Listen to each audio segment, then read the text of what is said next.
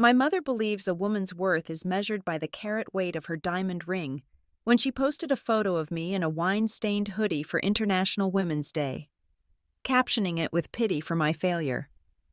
She unwittingly triggered a nuclear bomb. She has no idea that hoodie costs $800 or that I run a shadow empire for the 1%. She wants a polite tea party, but I am about to serve her a war.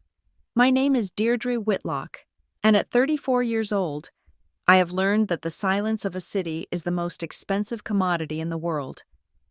I stood on the limestone terrace of my triplex penthouse, 70 stories above the gridlocked veins of Manhattan. The wind up here was not gentle, it was a cold, biting force that whipped the hem of my silk robe against my legs. But I did not step back inside. I needed the cold. It sharpened the senses. Down below, the city was a chaotic tapestry of yellow taxis and red taillights, a million people screaming for attention. Up here, there was only the low hum of the ventilation units and the fading adrenaline of a crisis averted. I took a slow sip of sparkling water, the bubbles biting my tongue. 10 minutes ago, I had concluded a secure call with the terrified CEO of a multinational oil conglomerate. His son, a boy with too much money and too little sense, had been photographed in a very compromising position in a hotel room in Macau. The photos were hours away from hitting the tabloids, or rather, they would have been, now. Those photos were buried in a digital vault so deep that not even the most tenacious gossip blogger would ever find them. And the young heir was on a private jet to a rehabilitation facility in the Swiss Alps. The narrative had been shifted. The headlines tomorrow would not be about a drug scandal. They would be about the family's generous, sudden donation to a renewable energy initiative. That was my job. That was Vanguard Solutions. We did not just clean up messes. We rewrote history before the ink was even dry, to the world. I was a ghost, to the 1% of the 1%. I was the only person they called when their perfectly curated lives threatened to crumble. My personal phone buzzed against the marble railing. I frowned. My work phone was encrypted, heavy, and silent. My personal phone was a sleek device I rarely checked, reserved for the few people who knew me as Deirdre the human being, rather than Deirdre the architect of truth. I glanced at the screen. It was not a text. It was a notification from Facebook. My stomach tightened. Not with fear I dealt with warlords and corporate sharks, but with a familiar, weary annoyance. It was my mother, Patricia. I unlocked the phone and opened the app. The screen filled with a photo that made my jaw clench. It was an image from 3 years ago. In the photo, my hair was pulled back in a messy, fraying knot. I was wearing an oversized gray hoodie that looked 3 sizes too big, and I was struggling under the weight of a heavy cardboard box. My face red with exertion. No makeup. Sweat glistening on my forehead. To the untrained eye, I looked like a woman falling apart. I looked like someone moving out of an eviction in the middle of the night. The reality, of course, was vastly different. That hoodie was a limited edition cashmere piece from a Japanese designer, retailing for $800. The box I was carrying contained 12 vintage bottles of wine for a silent auction at a charity gala. I had single-handedly organized a gala that raised $2 million for pediatric cancer research. I had been sweating because I was doing the work that the hired logistics team was too incompetent to handle, ensuring that every detail was perfect for the senators and celebrities waiting inside the venue. But my mother did not see the context. She only saw the aesthetic. I read the caption she had written underneath the photo. Happy International Women's Day to all the mothers and daughters out there. Today, my heart is heavy but full of love for my eldest, Deirdre. Even though you haven't found your path yet, and even though you don't have a husband or a stable career like your sister Clarissa, please know that failure is just a stepping stone. We love you, even in your lost years, sending prayers to my wandering girl. I stared at the words. The benevolence was so thick it was almost suffocating. It was a masterclass in public humiliation disguised as maternal affection. She had managed to highlight my lack of a spouse, my perceived lack of a career, and my failure in 3 short sentences. all while positioning herself as the saintly, long-suffering mother who loves her disappointment of a daughter unconditionally. I scrolled down to the comments. The flock had already gathered. "Oh, Patricia, you are such a saint," wrote Mrs. Gable, a woman whose husband I knew for a fact was currently being investigated for tax evasion. "She'll find her way eventually. Not everyone is born to shine like Clarissa." "Sending love," commented another of her country club friends. "It must be hard when they don't launch. You're so brave to share this. Poor thing." Another wrote, "She looks so tired. Has she tried applying at the library I heard they are hiring?" I did not scream. I did not throw the phone off the balcony. Instead, a cold, sharp smirk cut across my face. It was the same expression I wore when a hostile negotiator thought they had the upper hand. Right before I laid down the ace, I looked at my wrist. The Patek Philippe Grand Complications gleamed in the ambient city light. It was a timepiece worth more than the mortgage on my parents' house in Connecticut. I had bought it for myself after creating a strategy that saved a tech firm from a hostile takeover. My family thought I was a freelance event planner. They thought I scraped by, organizing small weddings and birthday parties. They thought the occasional big checks I mentioned were luck. Not fees. I had let them believe it. Why? Because I valued my privacy. Because when I started Vanguard Solutions, I wanted to build something that was mine, untouched by my mother's critical gaze or my father's passive disappointment. I wanted to see if they could love me without the resume. The answer, clearly, was no. They loved the narrative of the struggling daughter. It made them feel superior. It gave Patricia a cross to bear during her bridge games. If I were successful, if they knew I was the owner of the most elite crisis management firm in New York, I would cease to be their object of pity. I would become their bank account. I would become a trophy to be paraded, just like Clarissa. Speaking of the golden child, a text message slid down from the top of my screen. "Clarissa, hey, just saw Mom's post. Don't freak out." "Okay, she means well. She's just worried about you." I typed nothing. I watched the 3 dots appear and disappear as she continued to type. "Clarissa. Also, about the Women's Day tea party at the house on Sunday, Mom and I were talking, and we think it might be better if you didn't come. Blake is inviting some very important potential investors from his firm, and honestly, we just want to make a good impression. You know how you get, and that old car of yours in the driveway just doesn't look professional. We'll save you a plate of scones. Love you." I stared at the screen for a long 10 seconds. The wind howled around the penthouse, tugging at my hair, but I felt perfectly still. The double tap. First, the public humiliation on a global platform, painting me as a destitute failure.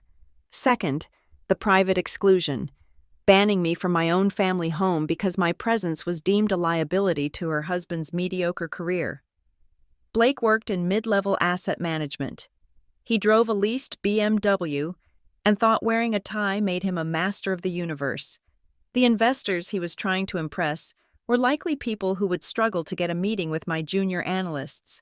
And yet, I was the one being told to stay away. I was the stain on the family portrait. For years, I had taken the high road. I had swallowed the insults at Thanksgiving. I had smiled tightly when my father interrupted my stories to ask Clarissa about her new curtains. I had accepted my seat at the children's table, literally and metaphorically. I had done it because I told myself that family was complicated, that they were simply limited people doing their best. But this was not limited. This was malicious. This was a calculated strike to boost their own fragile egos by standing on my neck. Professional. I whispered the word to the empty air. Clarissa was worried I would not look professional.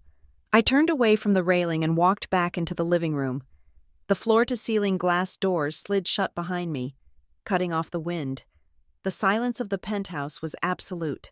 I walked to the kitchen island, a slab of black marble imported from Italy, and picked up my other phone, the secure one. I did not hesitate.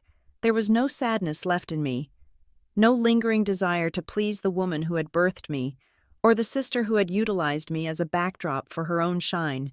There was only the cold, hard clarity of a business decision. When an asset becomes a liability, you liquidate it. When a narrative becomes damaging, you rewrite it. And when someone declares war on you, you do not send a peace treaty, you send an armada. I dialed a single number. It rang once. Ms. Whitlock, a crisp, efficient voice answered immediately. It was my executive assistant, a woman who could organize a coup d'etat before breakfast if I asked her to. Prepare the team, I said, my voice steady and devoid of emotion. We are shifting focus from the Hudson merger. Understood, she replied, not missing a beat. What is the new objective? My family, I said. And activate Project Glass House in the Hudson Valley. I want the estate ready in 48 hours, full staff, full security, the highest clearance protocol. There was a brief pause on the other end, the sound of typing filling the silence. The Sterling estate. It has been dormant since the acquisition. We will need to mobilize the advance team immediately to have it ready for habitation. Do it, I commanded. Spare no expense. We are going to host an event. For a client, she asked. I looked at the reflection of myself in the darkened window. I stood tall, my posture perfect, the expensive silk of my robe draping around me like the robes of a judge. I was not the girl in the hoodie. I was the woman who signed the checks that kept the city running. No, I replied softly. For me, we are having a tea party, but first, I want a full dossier on my brother-in-law's financial activities and a forensic audit of my mother's social circles. If they want to talk about failure, let us give them a proper definition. Consider it done. Ms. Whitlock, Project Glass House is live. I hung up the phone and set it down on the marble counter. The device made a solid, heavy sound. I walked over to the large mirror in the hallway. I looked at the woman staring back. The eyes were tired, yes, but they were sharp. They were the eyes of someone who had climbed out of the basement of Queens and built a throne at the top of the world. My mother wanted a story to tell her friends. I would give her one. I would give her a story so grand, so devastatingly brilliant, that she would choke on her Earl Grey tea. They wanted me to stay away so I would not embarrass them. I smiled. It was a predator's smile. Oh, I won't just come to the party. Clarissa, I said to the empty room. I am going to become the party. I picked up the personal phone again, the one with the hateful Facebook post still glowing on the screen. I did not comment. I did not like the post. I simply took a screenshot. Evidence. The game had changed. They were playing checkers, moving their little plastic pieces around a board they thought they controlled. They had no idea that I had bought the building the board was sitting in, and I was about to turn the lights out. I headed toward my dressing room. It was time to get to work. The unprofessional daughter had an empire to run, and a revenge to plan, and like every project at Vanguard Solutions, it would be executed with surgical precision. This was not just a response. This was a hostile takeover. The silence in my dressing room was heavy, not with peace, but with the weight of memory. As I unfastened the silk belt of my robe and looked at the woman in the glass, I did not just see Deirdre Whitlock, the CEO of Vanguard Solutions. I saw the ghost of the girl who had spent 3 decades trying to shout underwater. It is a strange thing to be an orphan while your parents are still alive. My childhood was not marked by physical abuse or neglect in the traditional sense. We had food on the table, a clean house in the suburbs, and vacations to generic beach resorts every July. To the outside world, the Whitlocks were a pillar of the community. But inside that house, there was a caste system as rigid and unforgiving as any ancient hierarchy. Clarissa was the sun. I was the shadow that proved the sun was shining. I remember the day the dynamic was cemented. I was 18 years old, holding an acceptance letter to Harvard Law School. It was the one and only time I saw my father, Arthur, look at me with something approaching genuine pride. For a week, I was the trophy. I was the future Supreme Court justice. But then, I made the mistake of honesty. I made the mistake of telling them that I did not want to study law to argue in a courtroom. I wanted to understand systems. I wanted to understand risk. 2 months later, when I announced I was pivoting my focus toward logistics and crisis management, a field that required understanding the intricate, messy, chaotic flow of goods and information, my mother's face crumbled. She did not hear that I wanted to solve complex global problems. She heard that her daughter wanted to drive a truck. "You are going to be a glorified mover," my father had sneered. Turning back to his newspaper, a janitor with a degree, they withdrew their financial support the next day. Clarissa, meanwhile, was failing algebra, but was given a brand new convertible because her smile lit up the room. That was the narrative. I was the worker bee, the sturdy draft horse bred for labor. Clarissa was the show pony, bred for ribbons. I built my life in the margins of theirs. When the family computer broke, I fixed it. When my mother's tax returns were audited because of her own carelessness, I spent 3 nights sorting through receipts and negotiating with the IRS agents to save her from a massive fine. I never received a thank you. It was simply expected. I was Deirdre the fixer. I was utilitarian. You do not thank a microwave for heating your food. You only curse it when it fails.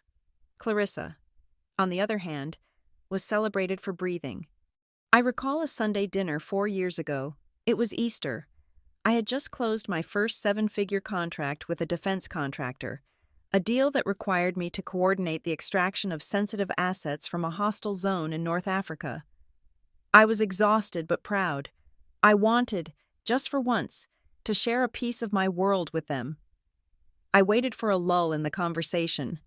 I cleared my throat. I started to explain how difficult it was to negotiate insurance premiums for cargo moving through a war zone. I was speaking about high stakes, about life and death decisions. My father held up a hand, cutting me off mid-sentence. He did not even look at me. He looked past my shoulder, his eyes lighting up. "Clarissa, did Blake decide on the beige interior for the new SUV?" he asked. I stopped speaking. The words died in my throat, tasting like ash. Clarissa, her mouth full of glazed ham, nodded enthusiastically. "Oh, yes, Daddy, it's called sandstone. It's an upgrade. Blake says it resists stains better." For the next 20 minutes, the table discussed the merits of leather versus synthetic upholstery, my 7-figure contract, the lives I had helped save, the empire I was building from my basement apartment. It all evaporated. It was less interesting to them than the interior of a car my brother-in-law was leasing with money he did not truly have.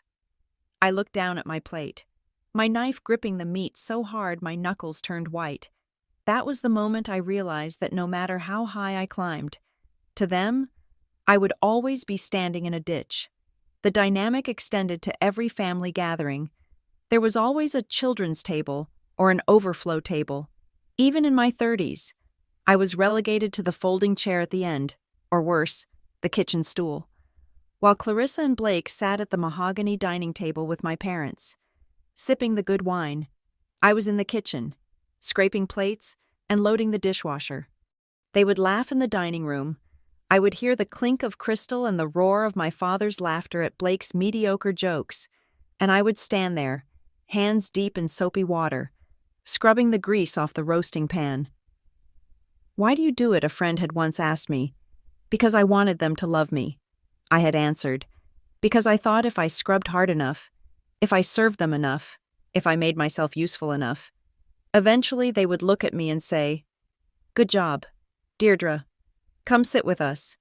But the seat never opened up. The ultimate betrayal, the one that truly severed the emotional cord, happened only last year. It was their 40th wedding anniversary.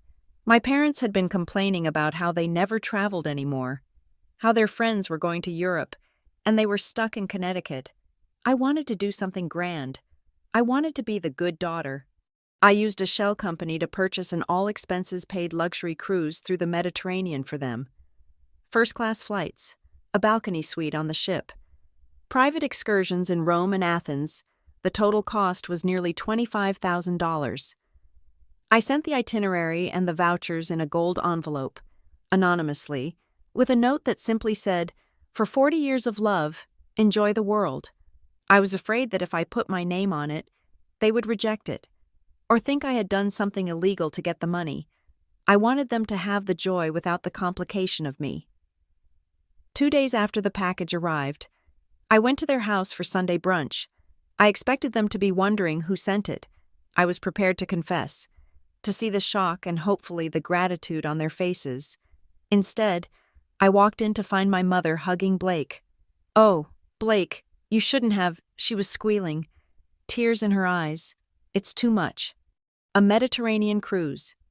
"You are the most generous son-in-law in the world." I stood in the doorway, frozen. I looked at Blake. He looked at me, then looked away. He shifted his weight comfortably. He did not deny it. He gave a little shrug and a smile that was both sheepish and smug. "Well, you know, Patricia," he said, smoothing his tie, "you guys deserve the best." He took the credit. He took the credit for my $25,000.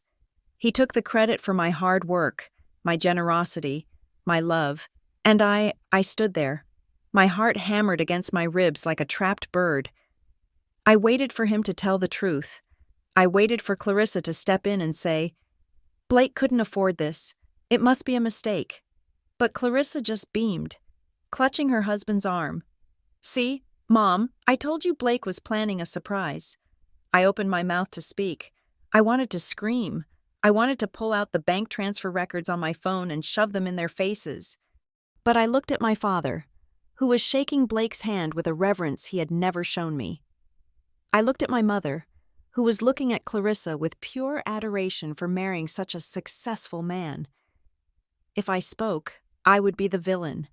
I would be the jealous sister trying to ruin the moment. I would be the liar trying to steal Blake's thunder. They would not believe me. They would think I was insane, so I swallowed the truth. It was a bitter, jagged pill that scraped my throat on the way down. That was a nice gesture. "Blake," I said quietly. He didn't even have the decency to look ashamed. He just winked at me. That moment broke something in me. It killed the hope. It killed the little girl who wanted to sit at the big table. Now, standing in my penthouse, looking at the Facebook post again, I saw the pattern with crystal clarity. My mother's post was not an expression of concern. It was a weapon. In the world of narcissistic parenting, there is a concept called triangulation. You create a golden child to project your perfection onto, and you create a scapegoat to project your failures onto. Clarissa was the projection of my mother's vanity, pretty, popular, shallow. I was the projection of her insecurity. She needed me to be a failure. If I was successful, if I was powerful, if I was the one buying the cruises and running the empire. Then her narrative collapsed. If I was strong, then she could not be the long-suffering martyr who loved her broken daughter. She needed my failure to feed her own ego. She needed to pity me publicly so that her friends would praise her for her saintly tolerance. The photo of me in the hoodie was not an accident.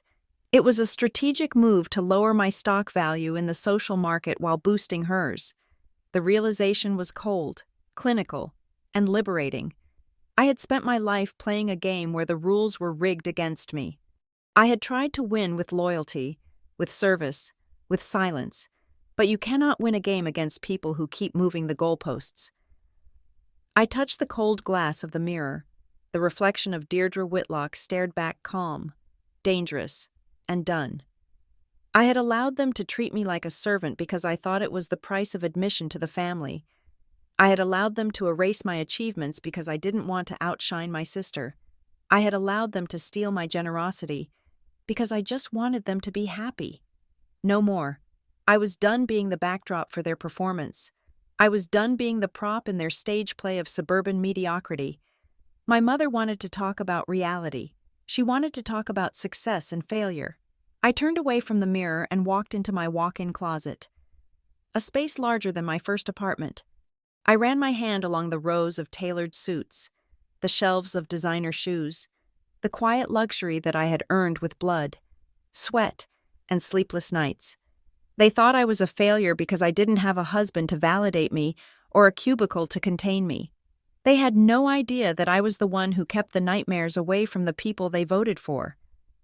I picked out a suit for the meeting with my team. It was black, sharp, and intimidating. "You want a story, Mother?" I whispered into the quiet room. "I will give you a tragedy, but this time, you are the one who is going to lose everything." The little girl who washed the dishes was dead. The woman who washed away reputations had taken her place, and she was not interested in sitting at the table anymore. She was about to flip it over. The fall from grace was not a slow descent. It was a guillotine drop.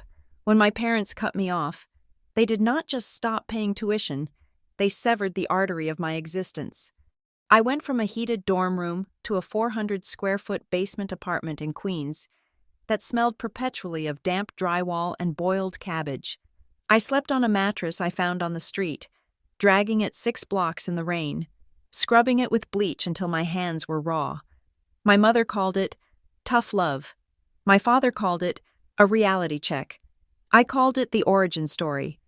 I did not go back to school. The academic world was too slow, too theoretical. I needed to eat. I took a job bartending at a dive bar in the financial district, a place where mid-level bankers went to loosen their ties and complain about their bonuses.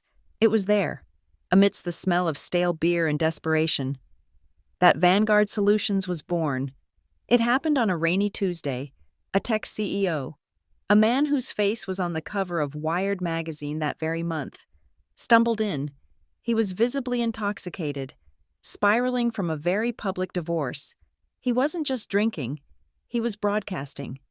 He was loudly ranting about insider trading, about hidden accounts in the Caymans, about things that would send him to federal prison for 20 years. 2 tables away, a freelance journalist was quietly recording on his phone, eyes gleaming with the anticipation of a career-making scoop. I saw the dynamic instantly. I saw the destruction of a billion-dollar valuation happening in real time over a glass of whiskey. I did not panic. I did not ask for permission. I walked over to the journalist, tripped accidentally, and spilled a pitcher of ice water directly onto his phone in his lap. In the chaos of his shouting and drying off, I signaled the bouncer, a man I had bribed with free sandwiches for weeks, to escort the journalist out for harassing customers. Then I turned to the CEO. I didn't coddle him. I grabbed him by the lapels of his $3,000 suit, dragged him into the kitchen, and shoved his head under the cold water tap. I took his phone, deleted his social media apps, and called his private driver. By the time he sobered up the next morning, he realized I had saved his life. He returned to the bar the next night, not for a drink, but to offer me a check for $50,000. I tore the check up. "I don't want a tip," I told him, staring him dead in the eye. "I want a retainer, and I want your contact list." Vanguard Solutions was founded on 3 pillars: silence, efficiency, ruthlessness. We did not advertise. We did not have a website. We were a whisper in the ears of the powerful. If you had a problem that the police could not solve and PR firms were too soft to handle, you called Deirdre Whitlock. But a general cannot win a war alone. I needed an army. I found Silas first. He was sitting in a pub in London, a former MI6 operative who had been burned by his own government for doing his job too well. He was drinking himself into oblivion, a man with a set of skills that made him lethal and a resume that made him unemployable. I paid his bar tab and offered him a purpose. Silas became my shadow, my shield, and my sword. He could extract a hostage from a cartel stronghold or find the dirty laundry of a senator before breakfast. He does not speak much, but when he does, governments listen. Then came Elena. She was a contract lawyer in Chicago, known as the Shredder. She was fired from her white shoe firm because she was too aggressive, too brilliant, and she refused to let the senior partners take credit for her work. I found her in a coffee shop, furious and unemployed. I hired her on the spot. Elena can look at a 500-page legal document and find the one sentence that allows us to legally destroy an opponent. She does not look for loopholes. She creates them. Marco was the soul. A Michelin-starred chef who had lost his restaurant in Paris due to a malicious, coordinated review bombing campaign by a rival. He was broken. Cooking in a diner in New Jersey, I tasted his risotto and knew he was an artist. I brought him in not just to cook, but to manage the sensory experience of our operations. When we need to soften a target, Marco's food does half the negotiation for us. And finally, Jiaxing, a 19-year-old prodigy I found on a dark web forum. He had hacked into the Pentagon's payroll system just to see if he could, and he was days away from being arrested. I got to him first. I offered him protection and a playground. Jiaxing creates our digital fortresses. He can scrub a reputation clean or destroy one with a single keystroke. He manages the digital identities of the most famous people on Earth, and he does it while eating gummy bears in a hoodie. Together, we were unstoppable. For the last 7 years, we have operated in the shadows. I have spent thousands of nights awake, fueled by espresso and adrenaline, orchestrating moves on a global chessboard. I have negotiated hostage releases in Yemen. I have scrubbed photos of a royal family member from the internet before they could cause a diplomatic incident. I have brokered mergers between companies that hate each other. And through it all, I maintained the facade. To my family, I was Deirdre, the struggling event planner. I told them I organized boutique weddings and small corporate mixers. It was the perfect cover. It explained why I was always busy, why I traveled, and why I sometimes looked exhausted. It also fed their need to feel superior. My father would ask, "Did you manage to get the flowers right for that little wedding in Jersey?" "Yes, Dad," I would say, thinking of the arms deal I had just prevented in Zurich. The roses were lovely. The financial disparity between their perception and reality was almost comical. Clarissa, the golden child, lived a life of loud desperation.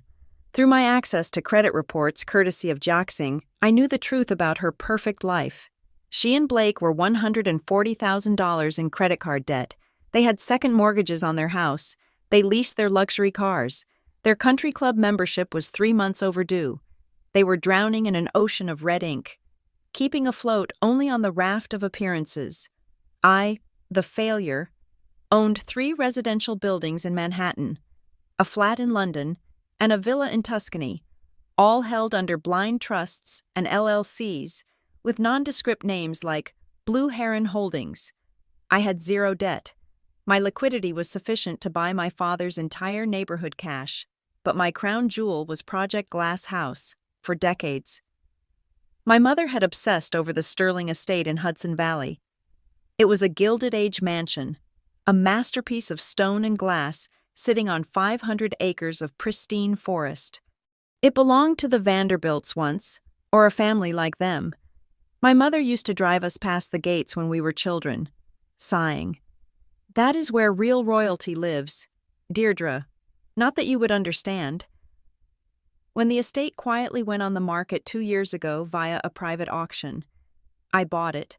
I paid $18 million, cash. I did not move in immediately. I spent another $5 million renovating it. I turned it into a fortress disguised as a palace. I installed military-grade security systems hidden behind Victorian wainscoting.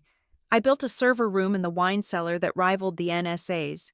I restored the ballrooms to their original glory, importing chandeliers from Austria and silk tapestries from France. I named it the Glass House in our internal files. A nod to the transparency I possessed and the opacity my family lived in. It was my sanctuary. It was where Vanguard Solutions held its most sensitive summits. And now, it was about to become a weapon. I sat in the command center of the estate, a room lined with screens displaying global news feeds and market data. Silas stood by the window, looking out at the snow-covered pines. He was wearing a tactical turtleneck, his posture relaxed but alert. "The intel on Patricia is confirmed," Silas said, his voice a low rumble. "She attempted to secure a table for the International Women's Day Gala at the Plaza Hotel. She used Blake's name. And, I asked, swiveling my chair. "Denied," Silas said. "The plaza is fully booked by the actual elite. The wait list is 50 names long. She tried to bribe the concierge with $200. He politely asked her to leave. I let out a short, sharp laugh. $200. That wouldn't even buy a napkin at the plaza during gala season." "She is devastated," Silas continued. "She promised her friends she would get them into the event of the season. Now she is scrambling. She needs a venue that screams exclusivity to save face." I looked at the screens. I looked at the live feed of the estate's ballroom, empty and waiting. the crystal chandeliers shimmering in the afternoon light. She wants the event of the season, I mused. She wants to rub elbows with the powerful. She wants to feel important. I stood up and walked to the window.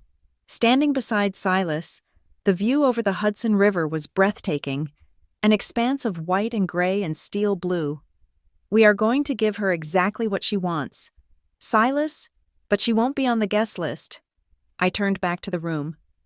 Get Elena. We are going to host our own gala here, at the Sterling Estate, but we aren't inviting the social climbers and the pretenders. I want to invite the people who actually matter, the people my mother looks down on. And I want it to be so magnificent, so undeniably superior to anything happening at the plaza, that the shockwave will crack the foundation of her little world. Silas raised an eyebrow, a rare sign of amusement. A rival event. No, I corrected him. The only event.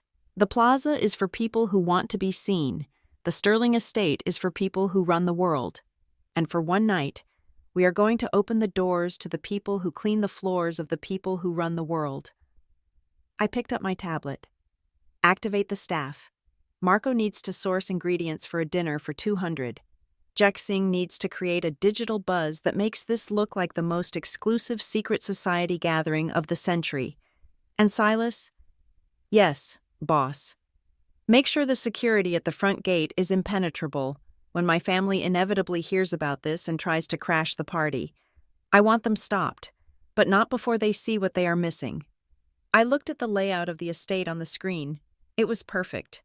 It was a stage set for a tragedy, and I was the director. Project Glass House is no longer just a renovation, I declared. It is now a trap. My mother had posted a picture of me in a hoodie to define me as a failure. I was about to use an $18 million mansion to redefine the word success. The phoenix wasn't just rising from the ashes. It was burning the whole forest down. The guest list for the International Women's Day Gala at the Sterling Estate was sitting on my mahogany desk. It was a single sheet of heavy cream paper. Usually, when I organize an event, the list is populated by people who can shift the NASDAQ with a sneeze. It is a roster of utility, a collection of human assets that can be leveraged for future favors. But this list was different. This list was personal. I looked at the names. There were no CEOs. There were no politicians. There were no socialites desperate to be photographed holding a glass of lukewarm champagne. Instead, there was Martha Higgins. There was Sarah Thompson. There were the Miller cousins from the south side of Chicago. These were the people my mother, Patricia, had carefully pruned from our family tree like dead branches. She called them unpresentable. She called them embarrassing. I called them the only people who had ever shown me kindness without checking my bank account first. I picked up the phone. I did not delegate this to an assistant. Some bridges you have to rebuild with your own hands. I dialed Aunt Martha first. Martha was my father's younger sister. She had lost her husband, a gentle man who worked in sanitation. 15 years ago, since then, she had struggled. She lived in a small, cluttered apartment in Queens, not far from where I used to live in my basement days. She wore polyester floral dresses because they were cheap and durable. She laughed too loud. She hugged too tight. And because of these crimes against elegance, my mother had banned her from family gatherings for the last decade. She ruins the aesthetic, Patricia had once said, sipping her tea. She smells like fried onions and despair. The phone rang 4 times before a breathless voice answered. Hello. If this is the collection agency, I told you I mailed the check on Tuesday. It isn't a bill collector. Aunt Martha, I said, my voice softening in a way it rarely did these days. It is Deirdre. There was a silence on the other end, thick and heavy. Deirdre, she asked, her voice trembling slightly. Little Deirdre. Oh my goodness. Is everything okay? Did something happen? Did Patricia kick you out again? My heart clenched, even after years of silence. Her first instinct was to worry about me, not herself. No, Aunt Martha, I am fine. In fact, I am better than fine. I am calling because I am hosting a party for International Women's Day this Sunday. and I want you to be the guest of honor." "Me?"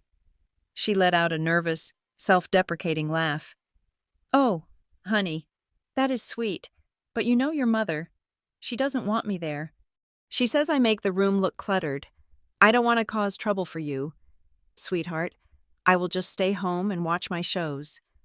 "Mother isn't invited," I said. The words came out clear and sharp, slicing through her anxiety. "What? This isn't Patricia's party.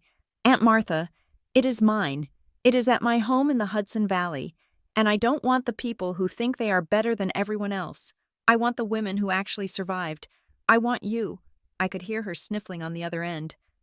"But it is so far, and I don't have a car that can make it up those hills. And, Deirdre, look at me. I don't have anything to wear to a fancy party. I can't show up looking like a sack of potatoes." "I have taken care of it," I assured her. "You don't need a car. A driver will pick you up at 10 in the morning on Sunday. And don't worry about the dress. Just bring yourself—" "A driver," she whispered, "like a taxi. Something like that." I lied gently. I wasn't going to tell her it was a custom-stretched Rolls-Royce Phantom that I had hired specifically to make her neighbor's jaws drop. "Just say yes, Aunt Martha." "Okay," she breathed. "Okay, honey, I will be there." I hung up and checked her name off the list. Next was Mrs. Thompson. She was 70 years old now, retired, living on a pension that barely covered her heating bill. 30 years ago, she was the high school English teacher who had pulled me aside after class. I had been crying because my mother had thrown away my sketchbook, calling art a waste of time for people with average intelligence. Mrs. Thompson had looked me in the eye and told me that my intelligence was not average. It was just quiet. She'd given me books. She had given me a safe place to sit during lunch so I didn't have to hide in the library bathroom. I called her. She remembered me instantly. When I invited her, she tried to decline, saying she didn't belong in high society. "You taught me that nobility is in the mind, not the bloodline," I reminded her.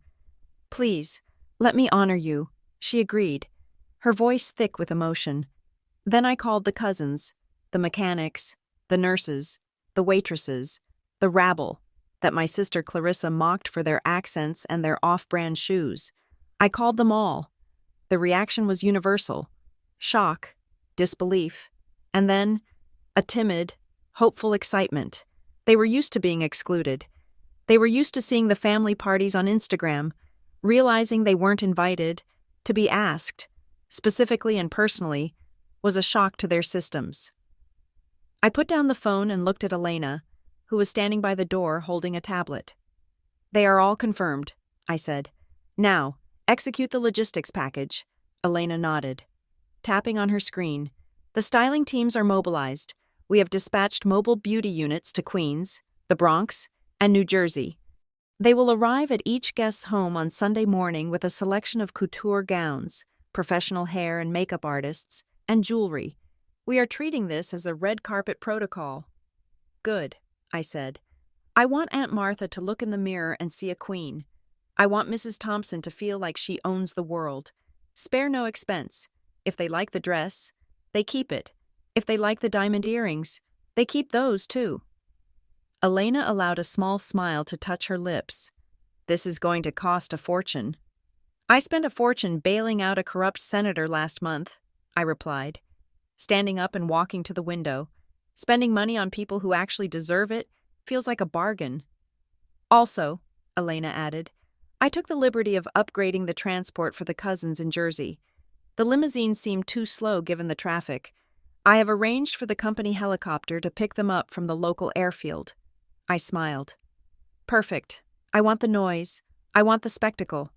I want every neighbor who ever looked down on them to wonder who exactly they are friends with. This was not just a party. This was an elevation. I was building a new hierarchy, one based on loyalty and resilience rather than pedigree. This was my found family.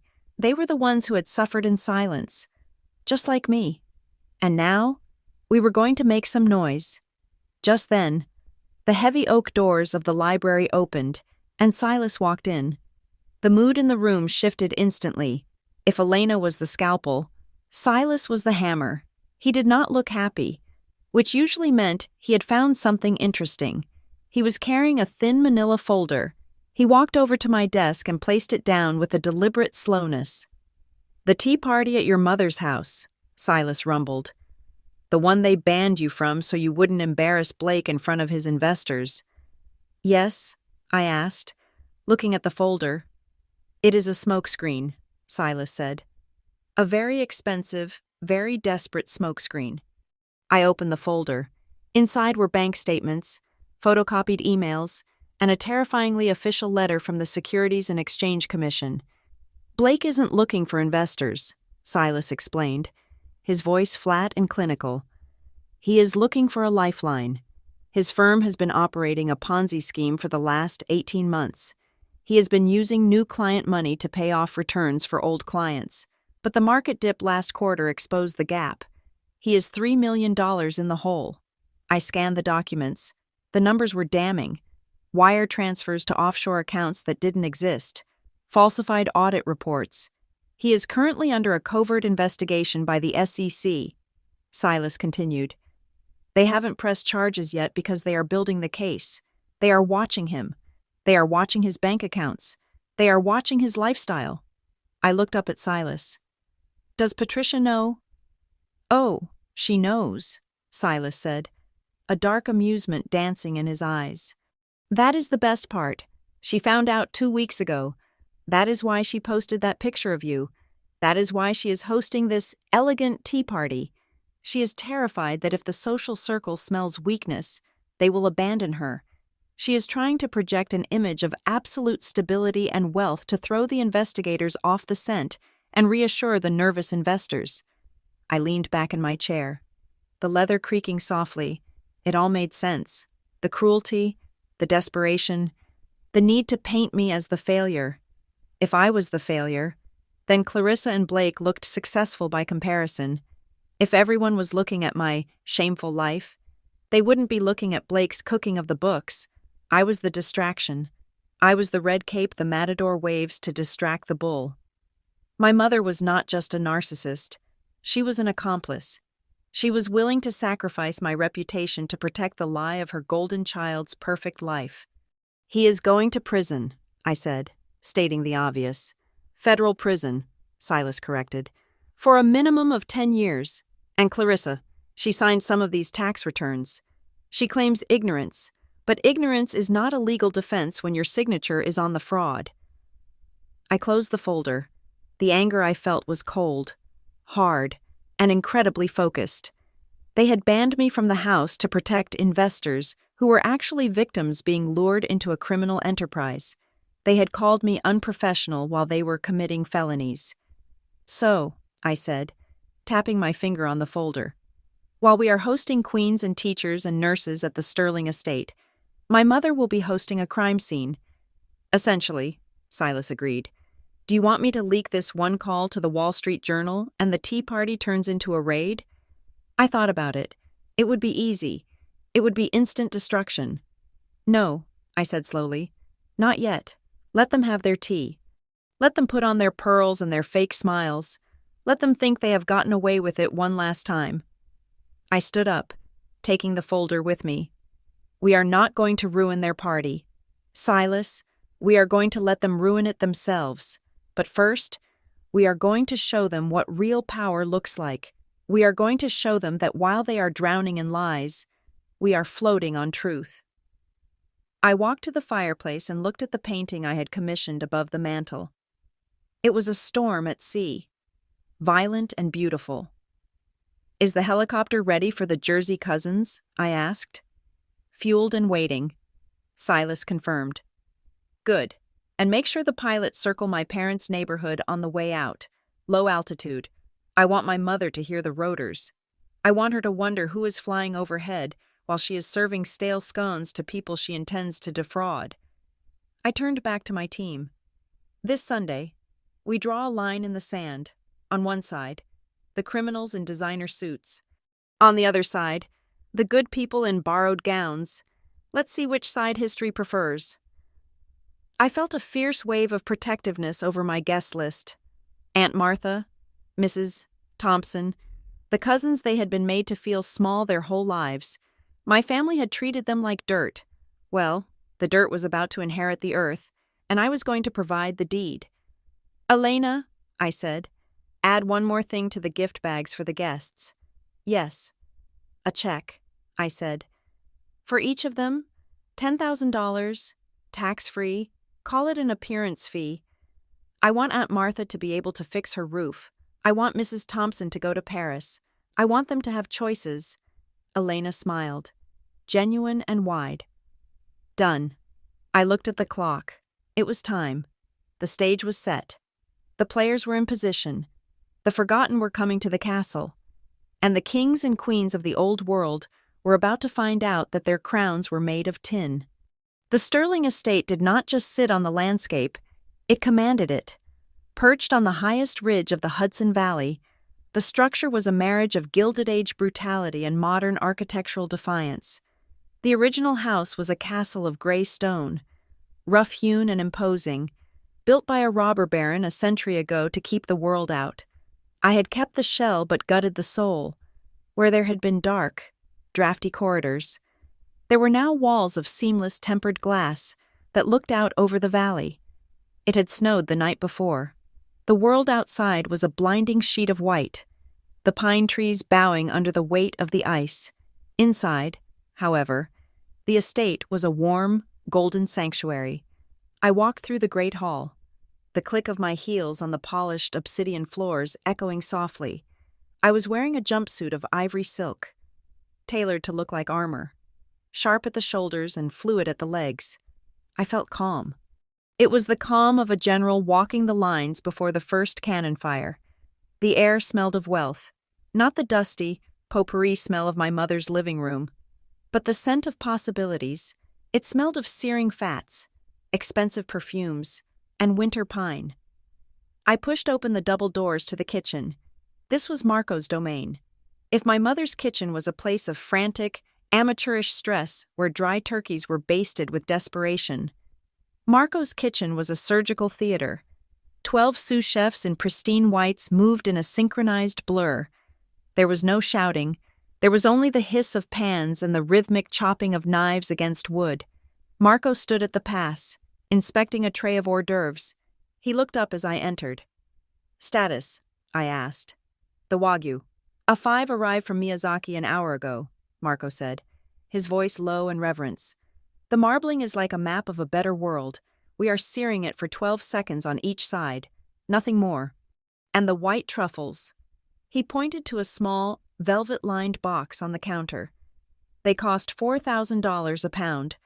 I am shaving them so thin they will dissolve on the tongue like a holy ghost." I nodded approval. My family usually served lukewarm chicken salad and store-bought rolls at their gatherings. Today, my guests, the people who were used to eating leftovers, would be dining on the finest ingredients Earth could provide. And the wine? "The 1982 Bordeaux is breathing," Marco said, gesturing to the decanters lined up like soldiers. "It is a vintage that costs more than your sister's car. It tastes like history." "Perfect," I said. "Feed them, Marco. Feed them until they forget what hunger feels like." I left the kitchen and moved to the library. Here, the atmosphere was different. It was quiet, tense, and efficient. Elena was sitting at an antique French desk, surrounded by a stack of tablets. She was not preparing lawsuits today. She was preparing protection. "The NDAs are ready," Elena said without looking up. "Make sure they understand," I instructed. "This isn't to silence them. This is to protect them. I don't want the press harassing Aunt Martha asking for quotes about me. I want them to know that what happens in this house stays in this house. Their privacy is the ultimate luxury." "I have drafted the language to be non-threatening," Elena assured me. "It frames the confidentiality as a membership to an exclusive club. We are also setting up a geofence around the property. If any paparazzi drones try to fly over, our signal jammers will gently guide them back to public airspace." "Good." I walked out onto the terrace. The cold air hit my face, refreshing and sharp. Below, on the sprawling lawn that had been cleared of snow, Jackson was directing a team of technicians. They were rigging massive projectors on scaffolding. "It's ready, boss," Jackson yelled up at me, waving a tablet. "The 3D mapping is online. As soon as the sun goes down, the entire exterior of the house is going to change. We are going to project a blooming garden of light onto the stone. It will look like spring has arrived in the middle of winter." I smiled. My mother loved to talk about her garden. A small plot of hydrangeas she forced my father to weed. Tonight, I would give my guests a garden made of photons and magic. I checked the time on my watch. 10 o'clock. "They are here," Silas's voice crackled in my earpiece. "The first transport is coming through the main gate." I went to the front entrance. The massive iron gates, usually closed to the world, swung open. A stretch limousine, sleek and black, crunched over the gravel driveway. It looked like a shark swimming through the snow. Behind it, I could hear the rhythmic thumping of a helicopter approaching the landing pad on the north lawn. The limo stopped. The driver, a man in a full uniform and cap, walked around and opened the rear door. Aunt Martha stepped out. She froze. She was wearing the navy blue gown my styling team had brought to her apartment that morning. It fit her perfectly, hiding the insecurities she carried and accentuating the kindness in her eyes. Her hair, usually frizzy and dyed a harsh red at home, was now a soft auburn, styled in elegant waves. She looked up at the house. She looked at the stone towers, the glass walls, the sheer scale of the wealth before her. I saw her knees buckle. She grabbed the door handle of the limo for support, her hand trembling. She looked like she was afraid to step onto the gravel, as if she might dirty it. I did not wait. I walked down the stone steps, ignoring the cold, and went straight to her. "Deirdre," she whispered, her eyes wide. "Is this really yours? Did you rent it?" "It is mine, Aunt Martha," I said softly, taking her hands. They were rough hands, worked raw by years of cleaning other people's houses. "And today, it is yours."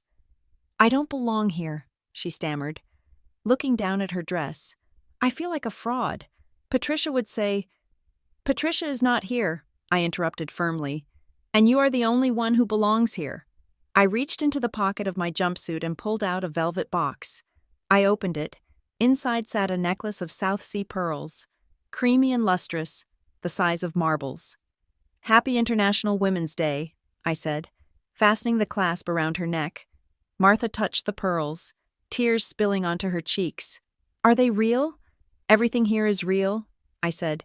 "No more fakes, Aunt Martha, no more costume jewelry, no more pretending." Behind her, the other cars were arriving. Mrs. Thompson stepped out of a sedan, looking regal in emerald green. The Miller cousins, usually loud and boisterous, walked toward us with their mouths open, looking around like children entering a theme park. I greeted them all. There were no stiff handshakes. There were hugs, real hugs. We moved inside, the great hall, usually so imposing, filled with the sound of voices. But it wasn't the hushed, judgmental whispering of my mother's parties. It was loud. It was joyous. "Look at this ceiling," Cousin Mike yelled, "spinning around. You could fit my whole house in here." "Try the crab cakes," shouted Sarah, his wife. "Deirdre, this food, I didn't know food could taste like this." I watched them. They weren't intimidated for long. Once they realized that I wasn't judging them, that I wasn't checking their table manners or critiquing their shoes, they relaxed. They became themselves. The room filled with laughter deep, belly-shaking laughter that bounced off the stone walls. Marco's waiters moved through the crowd with silver trays, offering champagne that cost $300 a bottle. I saw Aunt Martha take a glass, take a sip, and then giggle. "It tickles," she said to Mrs. Thompson. "Drink up, Martha," Mrs. Thompson replied, raising her own glass. "We are drinking the stars." It was warm. It was chaotic. It was perfect. I stood by the fireplace, watching them. For the first time in years, the knot in my chest loosened. This was what family was supposed to feel like.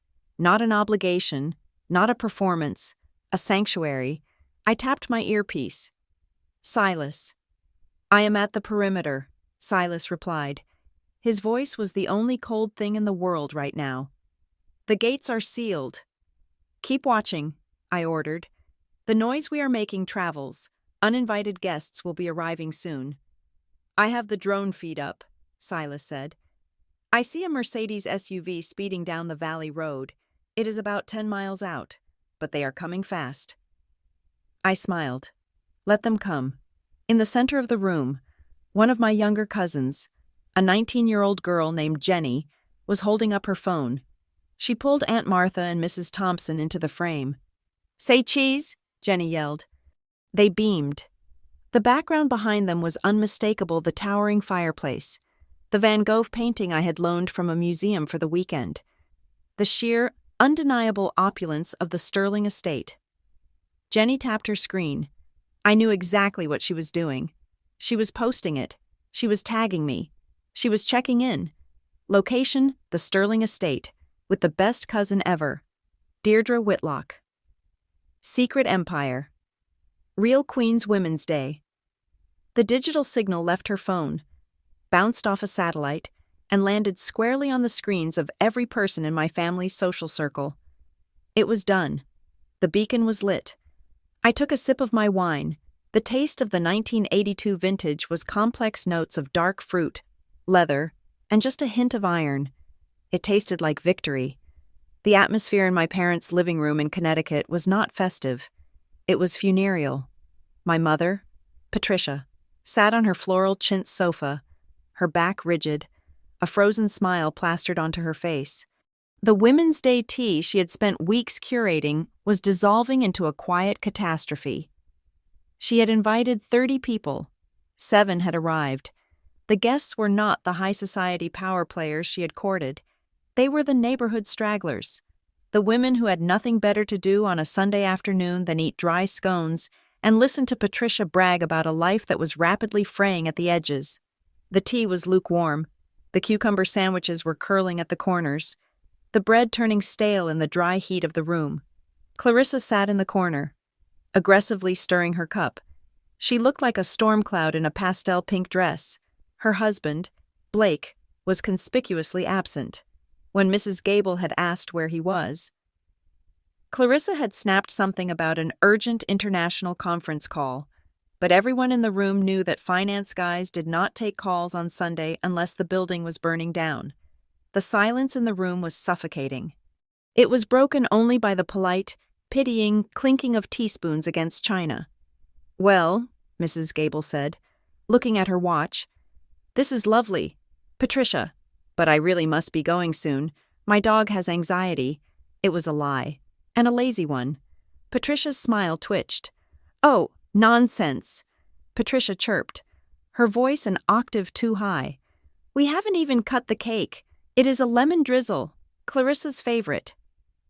Clarissa did not look up. Her eyes were glued to her phone.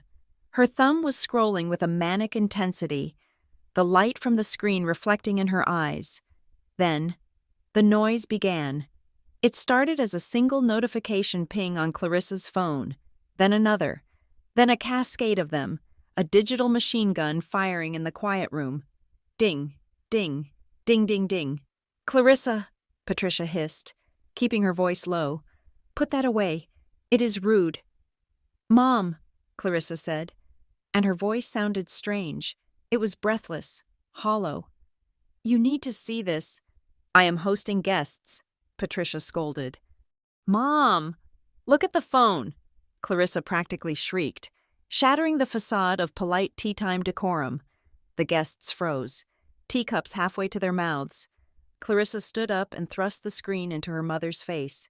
I was not there to see it, but Silas later recounted the digital footprint of the moment with perfect clarity. It was the photo Jenny had posted, the algorithm, sensing the sudden surge of engagement from the same geographic location, had pushed it to the top of everyone's feed. There was Aunt Martha, the woman Patricia had banned from this very house for being too lower class. Martha was sitting on a velvet chaise lounge in the great hall of the Sterling estate. She was holding a crystal flute filled with golden liquid. Behind her, A waiter in a white tuxedo was refilling the glass of Mrs. Thompson. The caption read, "Living my best life with Aunt Martha. Drinking crystal at the Sterling estate. Thank you, Cousin Deirdre, for the most insane Women's Day party ever. Vanguard Life Sterling Estate Real Success Family." Patricia stared at the screen. Her brain refused to process the visual data. "That is the Sterling estate," she whispered. The color drained from her face, leaving her rouge standing out like clown paint. "I recognize the fireplace. I have the Architectural Digest spread saved in my office. Why is Martha there? Did they break in?" "Read the caption." "Mom," Clarissa said, her voice trembling with rage. "Thank you, Deirdre." "Deirdre." Patricia blinked. She let out a sharp, incredulous laugh. "Don't be ridiculous. Deirdre is probably working the catering. She must have gotten a gig as a server. Oh, God, how embarrassing. She is serving champagne to Martha. She probably snuck them in the back door." She looked up at her guests, desperation clawing at her throat.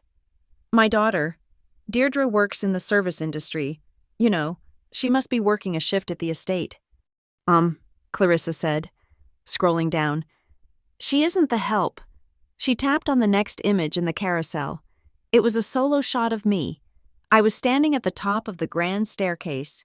I was wearing a bespoke structured gown from a Parisian couture house, a garment that retailed for $50,000. It was made of liquid silver silk that pooled around my feet. My hair was slicked back, sharp and modern. On my wrist, the diamonds of a bracelet caught the light so fiercely they created a lens flare in the camera. I was not holding a tray. I was holding the room. To my left stood the CEO of the tech company I had saved in the bar years ago. To my right was a well-known senator. They were looking at me while I spoke. They were the audience. I was the speaker. The caption on this photo, posted by the senator himself, read, "Honored to spend the day with the brilliant Deirdre Whitlock at her breathtaking home, a true visionary in crisis management. Thank you for the hospitality, Deirdre. The Sterling estate is in good hands." The phone slipped from Patricia's fingers and landed on the plush carpet with a muffled thud. "Her home?" Patricia choked out. The room erupted. The 7 guests, sensing blood in the water, pulled out their own phones. They were no longer bored. They were electrified. "Oh my," Mrs. Gable murmured, zooming in on the photo. "Patricia, is that the Sterling estate? The one you said was bought by a foreign billionaire?" "Look at that dress," another guest whispered. Not quietly enough. "That is a Givenchy. I saw it on the runway last season. It costs more than my kitchen renovation." "I thought you said Deirdre was struggling," Mrs. Gable asked, her voice dripping with faux concern. "I thought you said she was lost and failing." "This doesn't look like failure. Patricia, this looks like she owns the Hudson Valley." Patricia could not speak. Her world was inverting. The narrative she had carefully constructed for 30 years that she was the successful mother burdened by a loser child was disintegrating in real time. Clarissa snatched her phone back. Her face was a mask of ugly, naked jealousy. "She lied to us," Clarissa screamed. "She has money. Look at this place. Look at that jewelry. She has been hiding this from us. Why is she inviting Martha? Martha smells like mothballs. Why didn't she invite me?" Clarissa began typing furiously, commenting on the photo. "What is this? Where did you get this money? Why are you with Aunt Martha? Pick up your phone." But her comment was instantly buried under hundreds of others. The internet loves a Cinderella story, but it loves a revenge story even more.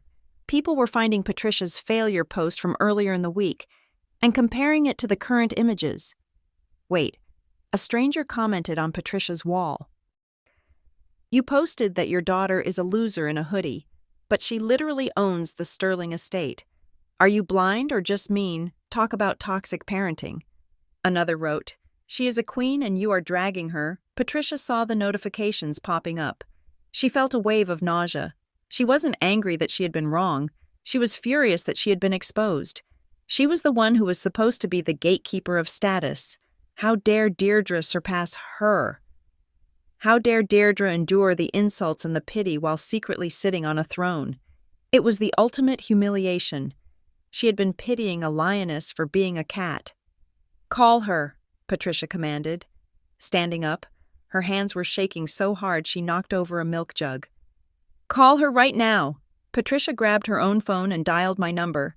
She put it on speaker, wanting the guests to hear her reprimand me, wanting to reassert dominance. "She will explain," Patricia stammered to the room. It must be a misunderstanding. Maybe she is house-sitting. Maybe she is dating the owner." The phone rang. Once, twice, in the command room at the Sterling estate, 70 miles away. I saw the name Mother flash on my screen. I was in the middle of a conversation with Aunt Martha about her roof repairs. I looked at the phone. I didn't feel a spike of adrenaline. I didn't feel fear. I felt nothing. I handed the phone to Silas, who was standing beside me. "Handle it," I said calmly. Silas looked at the screen. He did not answer. He pressed the red button on the side of the phone. The call ended. Back in Connecticut, the line went dead. The silence that followed was deafening. "She hung up on me," Patricia gasped. She looked at the phone as if it had bitten her. "She hung up on me. She thinks she is better than us," Clarissa spat, her eyes tearing up. "She is sitting up there in our dream house, drinking our champagne, laughing at us with those peasants. It isn't fair. I am the one who stayed close to home. I am the one who did everything right." Clarissa turned to her mother. "We have to go there." "What?" Patricia asked, blinking. "We have to go there," Clarissa yelled. "Right now. It is only an hour-and-a-half drive. We go there. We demand to be let in. And we make her explain herself. She can't lock us out. We are family." Patricia's eyes narrowed. A plan formed in her chaotic mind. Yes, if they went there, if they showed up, Deirdre would crumble. Deirdre always crumbled. Deirdre was the pleaser. Deirdre would apologize. Let them in. And then Then Patricia could spin this. She could take a photo with Deirdre. She could post it. "So proud of my successful daughter." I knew she could do it. She could reclaim the narrative. And Clarissa was thinking about the investors. If she could get a photo of herself at the Sterling estate, if she could tag Blake, maybe they could convince the SEC, or at least the creditors, that they had access to family wealth. It was a lifeline. "You are right," Patricia said, smoothing her skirt. "We are going, Mrs. Gable. Everyone. I am so sorry, but a family emergency has come up. We must leave." She practically chased her guests out the door. 5 minutes later, Patricia, Clarissa, and Arthur, who had been napping in the den and was dragged out in a state of confusion, were piling into the Mercedes. "Drive fast, Arthur," Patricia snapped as she buckled her seatbelt. "Your daughter has some explaining to do." Clarissa sat in the back, checking the location tag on Instagram again. The Sterling estate. "I am going to kill her," Clarissa muttered, clutching her fake Chanel bag. "She is going to pay for humiliating us like this." They sped out of the driveway, tires screeching. They were heading north, fueled by righteous indignation and the terrifying, hollow hunger of people who realize they have starved themselves by burning the only crop that would have fed them. They thought they were driving to a reunion. They had no idea they were driving into a wall. The warmth inside the grand ballroom was a tangible thing. Distinct from the central heating or the roaring fireplaces, it was the warmth of exhaled breath, of unguarded laughter, of shoulders dropping 3 inches as tension left the body. For the last 2 hours, I had watched a transformation. I watched my cousin Mike, a man who usually stood in the corner of family gatherings clutching a beer and looking at his shoes, holding court at a center table, telling a story about a fishing trip that had the entire group in stitches. I watched Mrs. Thompson, my old English teacher, debating the merits of modern poetry with a renowned senator, neither of them condescending, both of them engaged. And I watched Aunt Martha. She was sitting on a plush velvet ottoman, her shoes kicked off, a plate of Marco's truffle risotto balanced on her knees. She looked younger. The lines of worry that had etched themselves into her forehead over decades of financial survival seemed to have smoothed out under the soft glow of the crystal chandeliers. You know, Deirdre, she had said to me 10 minutes ago, clutching my hand. I always thought rich people were mean. I thought they looked down on us. But this house doesn't feel like a museum. It feels like a hug. That was the goal. To build a fortress that felt like a home for the homeless of heart. I was standing near the entrance to the ballroom, holding a glass of mineral water, feeling a rare moment of peace. Then, the vibration started against my temple. It was a sharp, rhythmic pulse from my earpiece. The channel was open. "We have a code red at the perimeter." Silas's voice cut through the ambient jazz music. It was not the voice of a friend. It was the voice of an operative. Cold, clipped, urgent. I didn't flinch. I didn't put down my glass. I simply tapped the small pearl button on my cufflink to acknowledge. "Report," I subvocalized, barely moving my lips. "A vehicle has bypassed the primary checkpoint," Silas stated. "Silver Mercedes-Benz sedan. License plate matches the father's vehicle. They ignored the guard's signal to stop.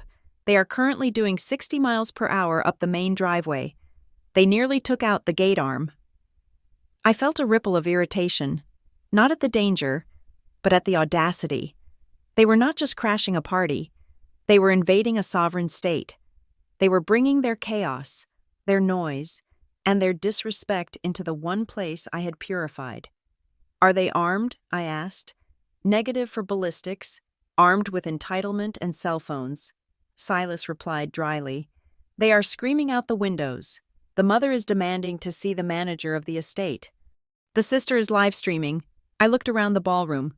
Aunt Martha was laughing at something the senator said.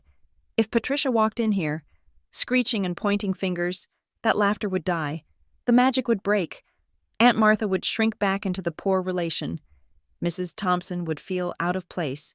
I would not allow that contamination. "Do not let them breach the ballroom," I ordered. "Divert the security protocol. Open the main foyer doors. Let them into the atrium, but seal the blast doors between the atrium and the ballroom." "Copy that," Silas said. Locking down the inner sanctum, I watched as two large, oak-paneled doors at the far end of the ballroom began to slide shut. They moved silently on hydraulic hinges. Sealing with a soft, airtight thump, the party was now hermetically sealed from the rest of the house. The music continued. The laughter continued. My guests had no idea that a hurricane was raging just on the other side of the wood. I set my glass down on a passing waiter's tray. "Excuse me," I said to the people nearest to me.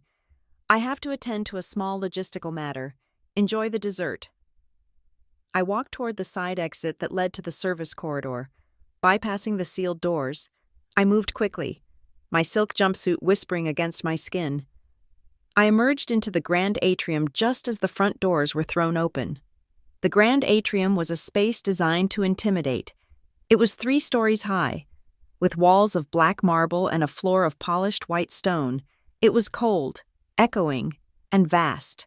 It was the architectural equivalent of a stop sign. The Mercedes had screeched to a halt right outside the portico, leaving skid marks on my pristine heated driveway. 3 figures burst through the doors like a comedic tragedy. First came Patricia. She was wearing a beige trench coat that she hadn't bothered to button, her hair windswept and frantic. Her eyes were darting around the space, trying to calculate the square footage, trying to appraise the art on the walls, trying to find a flaw. Next came Arthur, stumbling slightly, looking terrified and out of breath, clutching his hat as if he expected a strong wind to blow him away. And finally, Clarissa. She walked in with her phone held high, the camera lens pointing forward like the barrel of a gun. The red light was blinking. She was recording.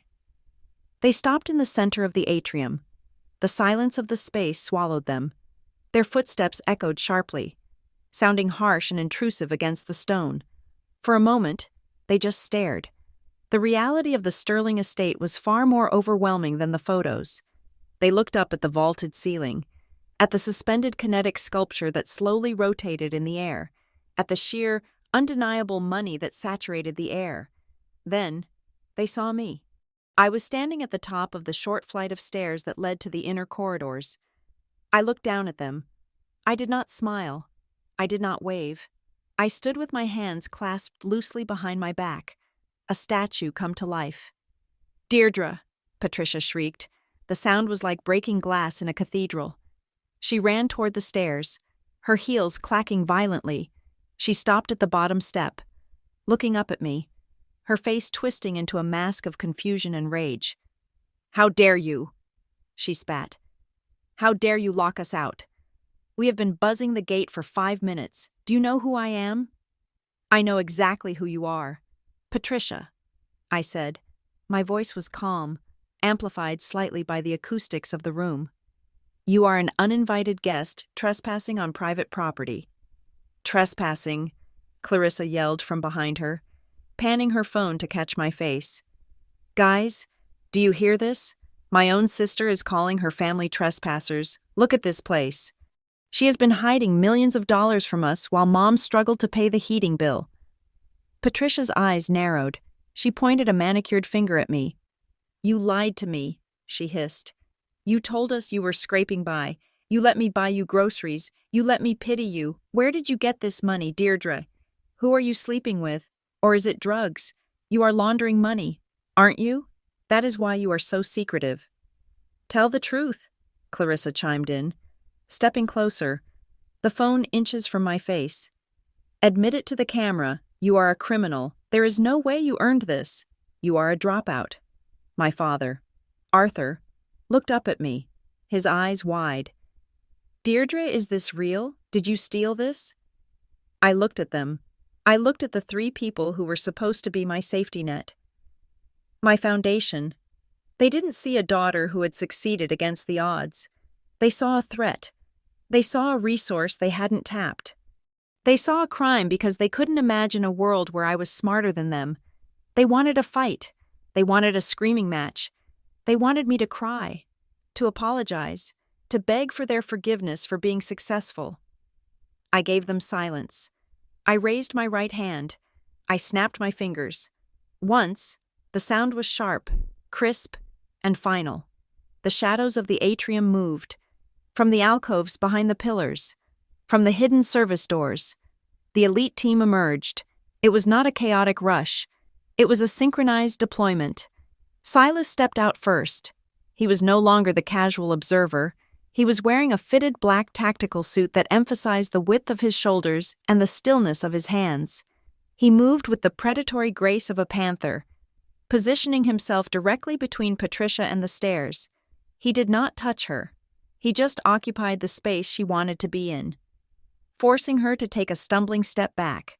2 men, massive and silent, wearing identical charcoal suits and earpieces, stepped out from the left, flanking Arthur. They crossed their hands in front of them. They were walls of muscle. 2 more appeared on the right, blocking the exit, cutting off any retreat. And then, Elena. She walked out from the shadows near the library entrance.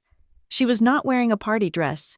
She was wearing a sharp pinstriped power suit that looked like it was cut from steel. She held a thick leather folio in one hand. She walked with the rhythm of a ticking clock.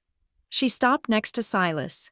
Looking down at the trio of intruders, she adjusted her glasses. The family froze. The sudden appearance of 6 people, all moving with military precision, sucked the oxygen out of the room. Clarissa lowered her phone slightly, her mouth opening in shock. Patricia looked from Silas to the guards, her eyes bulging. This wasn't a family dispute anymore. This was a tactical encounter. "Who are these people?" Patricia stammered, her voice losing its screechy edge and replacing it with fear.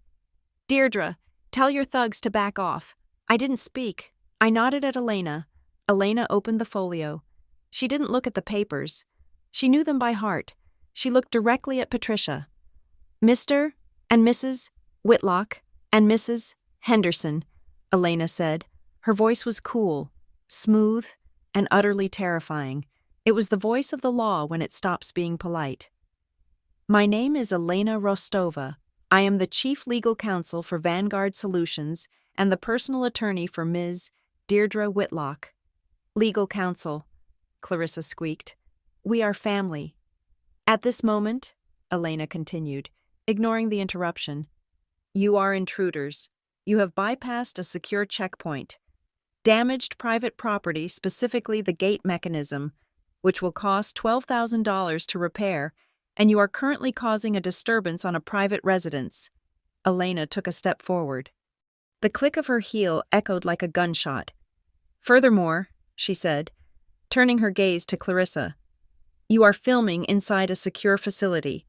This estate operates under strict non-disclosure agreements due to the sensitive nature of the guest list. By recording without consent, you are violating privacy laws in the state of New York. If that video is posted, or even live-streamed for one more second, I will have your device confiscated, and I will file a lawsuit for defamation and invasion of privacy before you can get back to your car. Clarissa's hand shook. She lowered the phone completely. You can't do that, Clarissa whispered. It is a free country. It is private property, Elena corrected sharply, and Ms. Whitlock has the right to remove anyone she deems a threat. Currently, your behavior is classified as hostile. Silas took a step forward. He towered over Patricia. He didn't shout. He spoke in a low, gravelly rumble that vibrated in the floorboards.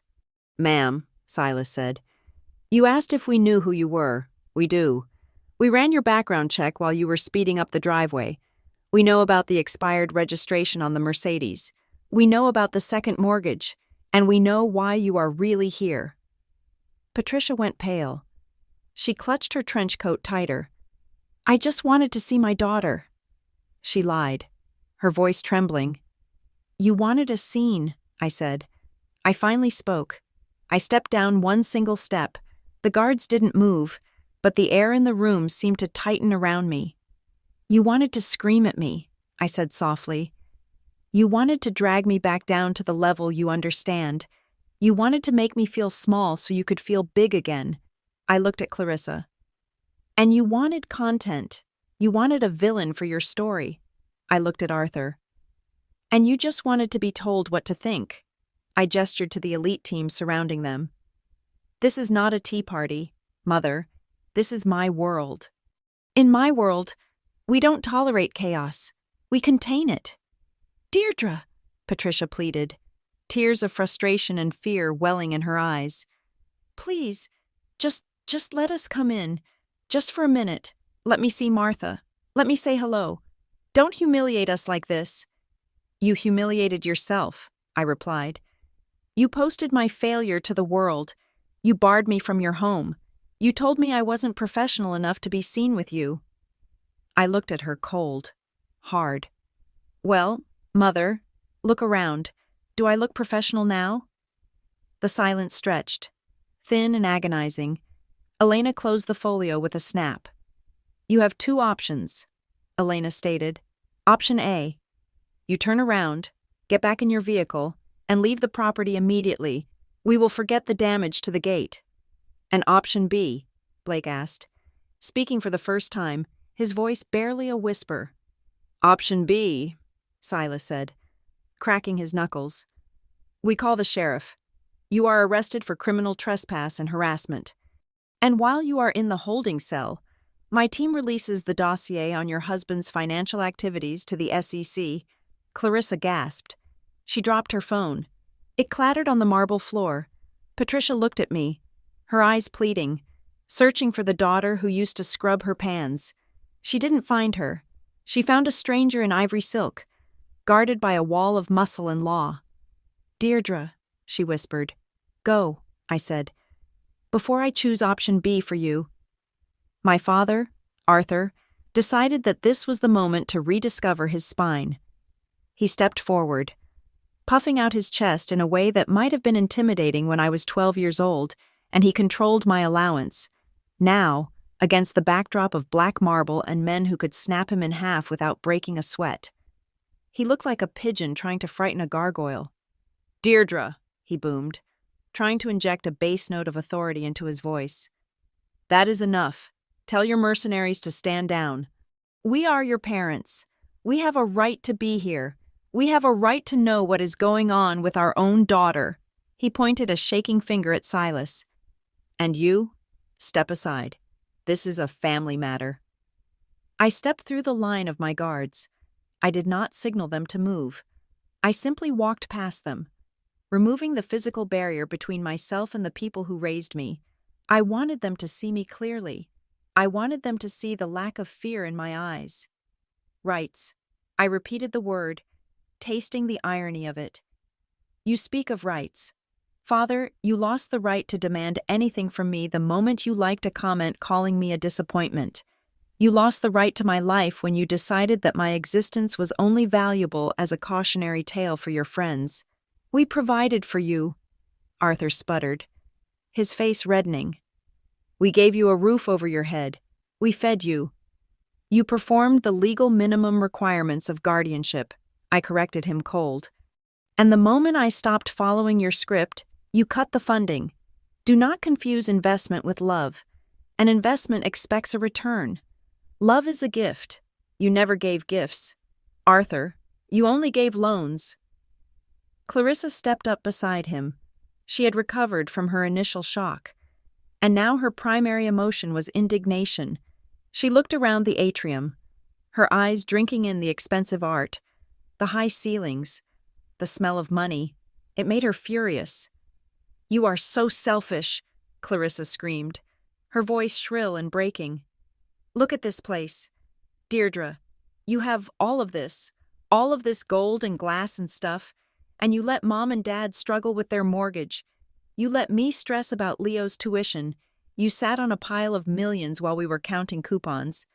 How do you sleep at night? She gestured wildly at the room. Mom has been crying about the heating bill for months, and you are here throwing parties for strangers. You are a monster. I stared at her. The accusation hung in the air, heavy and ugly.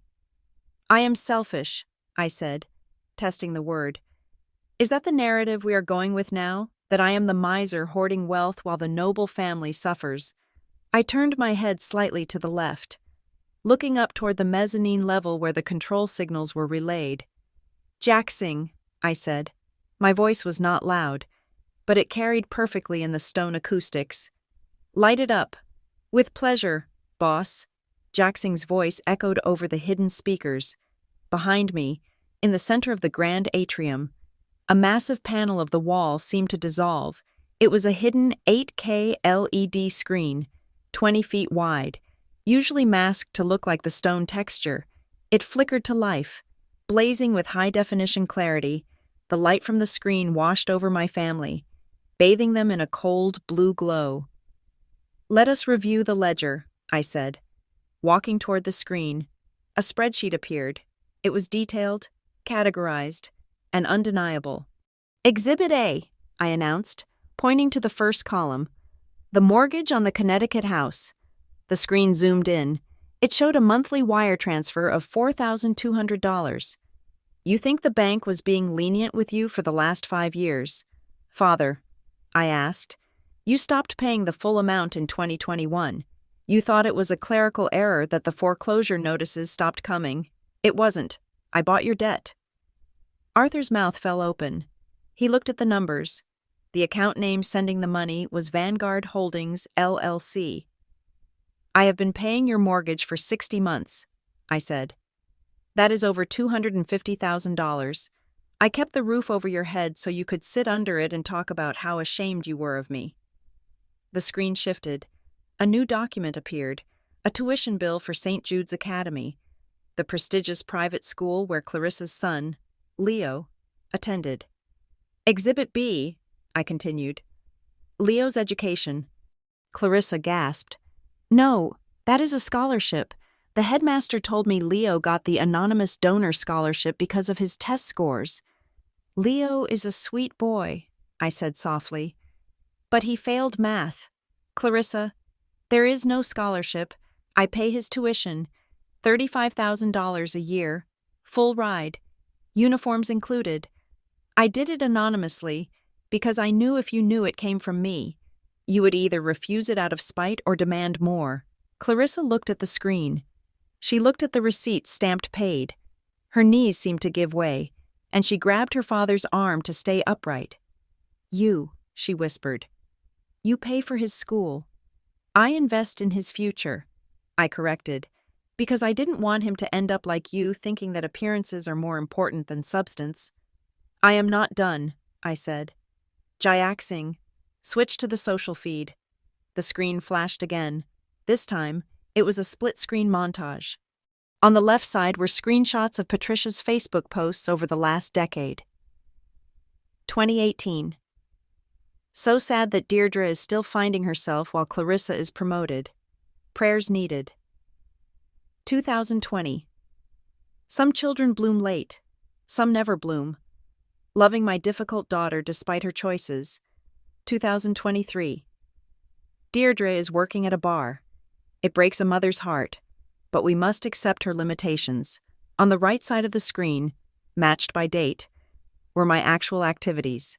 Next to the 2018 post about me, finding myself, there was a classified document header, hostage extraction successful, Jakarta, lead consultant D, Whitlock. Next to the 2020 post about me, never blooming, there was a photo of a magazine cover, Forbes 30 Under 30. The face was shadowed. The name was a pseudonym, but the bio was unmistakably mine.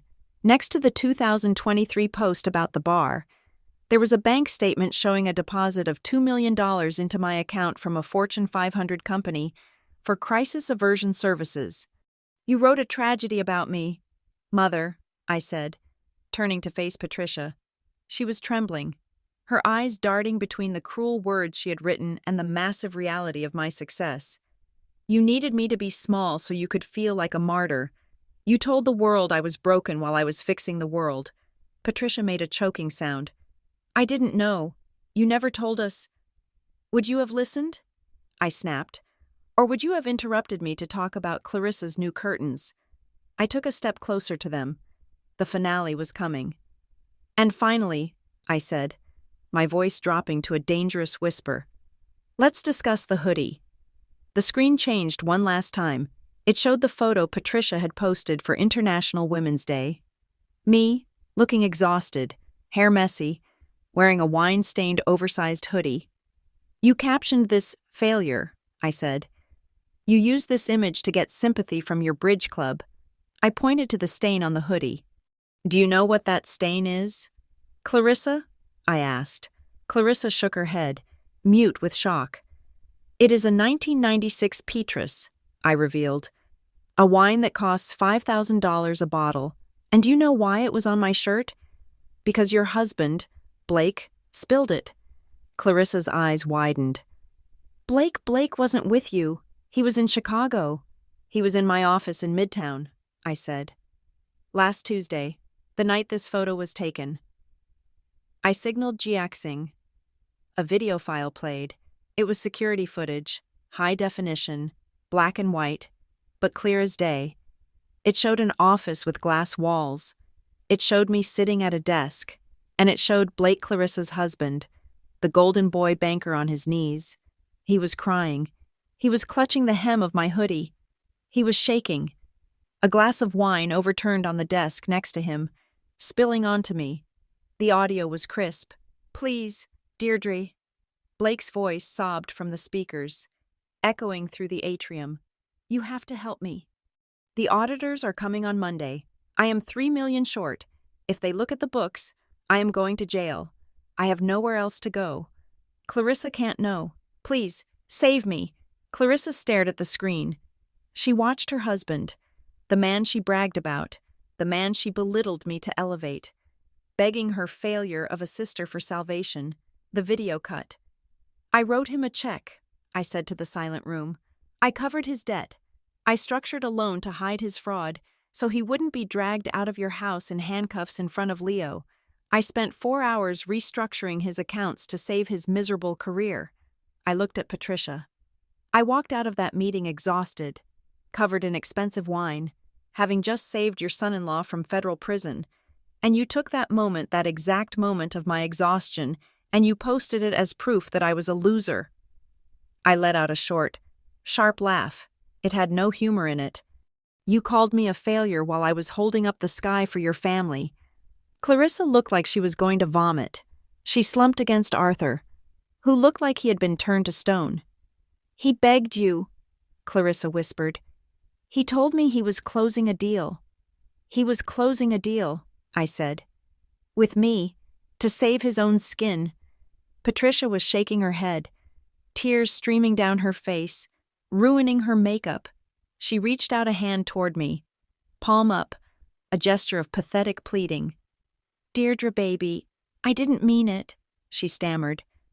I only posted it to motivate you. I wanted you to try harder. I just wanted to encourage you. Mothers do that. We push our children. I stared at her. The gaslighting was so instinctive, so ingrained in her DNA, that she probably believed it. Encourage me, I asked. No, Mother, you didn't want to encourage me. You wanted to control me. I walked right up to her, invading her personal space until I could smell the stale perfume and the fear radiating off her. You realized a long time ago that you couldn't control me with money, because I didn't ask for it. You couldn't control me with love, because you didn't have any to give. So you tried to control me with shame. You thought if you kept me small, if you kept me defined as the mess, you would always be the queen. I straightened up, towering over her in my heels. But you made a miscalculation, I said. I grew up, and I outgrew you. I have surpassed your control, your comprehension, and your tax bracket. I turned my back on them. It was the most dismissive gesture I could make. Jiaxing, cut the feed, I ordered. The screen went black. The blue light vanished, leaving them standing in the stark, cold reality of the atrium. Now, I said, not looking back. You have seen the truth, you have seen the receipts, and you have seen exactly how much you owe me. Not in money, I don't need your money, but in gratitude. I signaled to Silas. Show them out. If they speak another word, send the video of Blake to the SEC. I began to walk back toward the sealed doors of the ballroom, toward the music and the people who actually loved me. Behind me, I heard Clarissa sobbing, a raw, broken sound. I heard Arthur trying to stammer an apology that died in his throat, and I heard Patricia. Silent at last. The roast was over. She was burnt to ash. The silence that followed the termination of the video feed was not empty. It was heavy, suffocating, and thick with the debris of a shattered reality. My mother, Patricia, stood in the center of the grand atrium, stripped of her narrative. The evidence of my success and her cruelty had been broadcast in high definition, leaving her with no logical retreat. But a narcissist is like a cornered rat. When logic fails, they do not surrender, they bite. And when they cannot bite, they perform. I watched the transformation happen in real time. The shock on Patricia's face melted away, replaced instantly by a contorted mask of exaggerated anguish. Her posture crumpled. She brought a trembling hand to her chest, clutching the lapel of her beige trench coat as if she were having a heart attack. She let out a wail. It was a high, keening sound, designed specifically to pierce walls and trigger the primal instinct of anyone within earshot to come running. "My daughter," she screamed, her voice cracking theatrically. "My own daughter. She is hurting me. Help. Is there anyone here? She is abusing her elderly parents. Martha, Martha. Can you hear me? Your sister-in-law is being attacked." She wasn't crying for me. She was crying for the audience she knew was behind the sealed oak doors of the ballroom. She knew that Aunt Martha, Mrs. Thompson, and the cousins were in there. She knew they were simple, kind-hearted people. She was gambling on their ingrained habit of deferring to her, of rushing to comfort the matriarch whenever she threw a tantrum. She cast a wild, desperate look toward the ballroom doors. "They will help me," she hissed at me, her tears instantly drying as she whispered the threat, then flowing again as she raised her voice. "Martha, help me. Deirdre has gone mad." She lunged. It was a clumsy, frantic dash. She tried to sprint past me, aiming for the hydraulic doors that separated the cold atrium from the warmth of the party. She wanted to burst into that room, throw herself on the floor, and turn my sanctuary into a stage for her victimhood. She wanted to poison the well. If she couldn't own the house, she would ruin the party. She made it 3 steps. Silas did not run. He simply shifted his weight. He stepped into her path with the fluidity of a closing gate. He raised one arm, his hand open, palm facing out. He did not grab her. He didn't need to. He simply became an immovable object in her trajectory. Patricia slammed into his arm. It was like running into a tree trunk. The impact stopped her dead. Knocking the wind out of her, she stumbled back, gasping, her heels slipping on the polished marble. "Do not," Silas rumbled, his voice a low growl that vibrated in the floorboards. "Take another step." Patricia looked up at him, terrified. Then she looked at the doors. "They are my family in there," she shrieked, saliva flying from her lips. "They love me. They won't let you treat me like this. Martha Sarah." It is Patricia opened the door. I stood watching her, feeling a cold, clinical detachment. She truly believed it. She truly believed that despite years of ignoring Aunt Martha, despite years of mocking the cousins, they would still side with her simply because she was Patricia Whitlock. She believed her status was a law of physics, immutable and eternal. "You want to see them?" I asked. Patricia spun around to face me, chest heaving. "Let me in. They need to know what a monster you are." "You want an audience, Mother," I said, walking slowly toward the massive double doors. "You want to appeal to the jury." I placed my hand on the biometric scanner panel on the wall. The light turned green. "Be careful what you wish for." I pressed the release button. With a deep, pneumatic hiss, the heavy oak doors began to slide open. The barrier vanished. The two worlds collided. From the ballroom, the sound of soft jazz and the murmur of conversation spilled out into the atrium. Light, golden and warm, flooded the cold stone floor where my parents stood. The smell of truffle oil and expensive perfume wafted out, mixing with the scent of the cold winter air clinging to my mother's coat. The party stopped. Inside the ballroom, 200 faces turned toward the opening. They held crystal flutes and silver forks. They were laughing, eating, living. And now they were looking. They saw me, standing tall in my ivory silk, and they saw the intruders. They saw Patricia, disheveled, red-faced, her coat hanging off one shoulder. They saw Arthur, shrinking into his collar. They saw Clarissa, pale and trembling, clutching her purse like a shield. Patricia saw her moment. She threw her arms out wide, stepping into the light. "Martha," she sobbed, rushing toward the threshold but stopping just short of entering. Waiting to be invited, waiting to be embraced.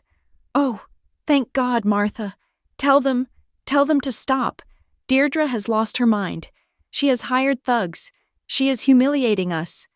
Patricia fixed her eyes on Aunt Martha, who was sitting near the front on a velvet ottoman. Patricia's face arranged itself into a look of desperate camaraderie. "Martha, dear, you know how she is," Patricia pleaded, her voice trembling with practiced manipulation. "You know how unstable she gets. Please, tell these men to let us in. We are family. We belong together." The room was silent. The jazz band in the corner stopped playing. The only sound was the wind howling faintly outside the open front doors of the atrium. Aunt Martha set her glass of champagne down on a side table. The crystal made a sharp clink against the marble. She stood up. Martha was a small woman. For as long as I could remember, she had walked with a stoop, as if apologizing for taking up space. But today, in a gown of midnight blue that I had gifted her, with the South Sea pearls glowing at her throat, she stood straight. She looked at Patricia. She did not rush forward. She did not open her arms. She did not look worried. She looked disappointed. "Patricia," Martha said. Her voice was not loud, but in the acoustic perfection of the hall. It carried to the rafters. Patricia froze. She blinked. She was expecting sympathy. She was receiving scrutiny. "Martha?" Patricia whispered. "Why are you looking at me like that?" Martha took a step forward, crossing the invisible line that separated the party from the intruders. She stopped 5 feet away from my mother. "For 20 years, Martha said, her voice steady and clear. "You never invited me to your house on Christmas. You told the family it was because your table was too small. But we all knew. Martha gestured to her own outfit, the pearls, the dignity she was wearing like armor. You didn't invite me because I was poor. Patricia, you didn't invite me because my husband drove a garbage truck. You didn't invite me because you were afraid my cheap shoes would scratch your floors. That is not true, Patricia stammered, looking around wildly at the other guests, looking for an ally. She saw Mrs. Thompson, the teacher. She saw the cousins. None of them looked away. They stared at her with a collective, crushing weight of pity. It wasn't hatred. Hatred implies respect for the enemy's power. This was pity. This was the look one gives to a child who has soiled themselves in public. It is true, Martha continued gentle, and I accepted it. I thought maybe I wasn't good enough. I thought maybe you were right. Martha turned her head and looked at me. She smiled, and it was a smile of pure, unadulterated love. But today, I am sitting in a castle, Martha said, turning back to Patricia.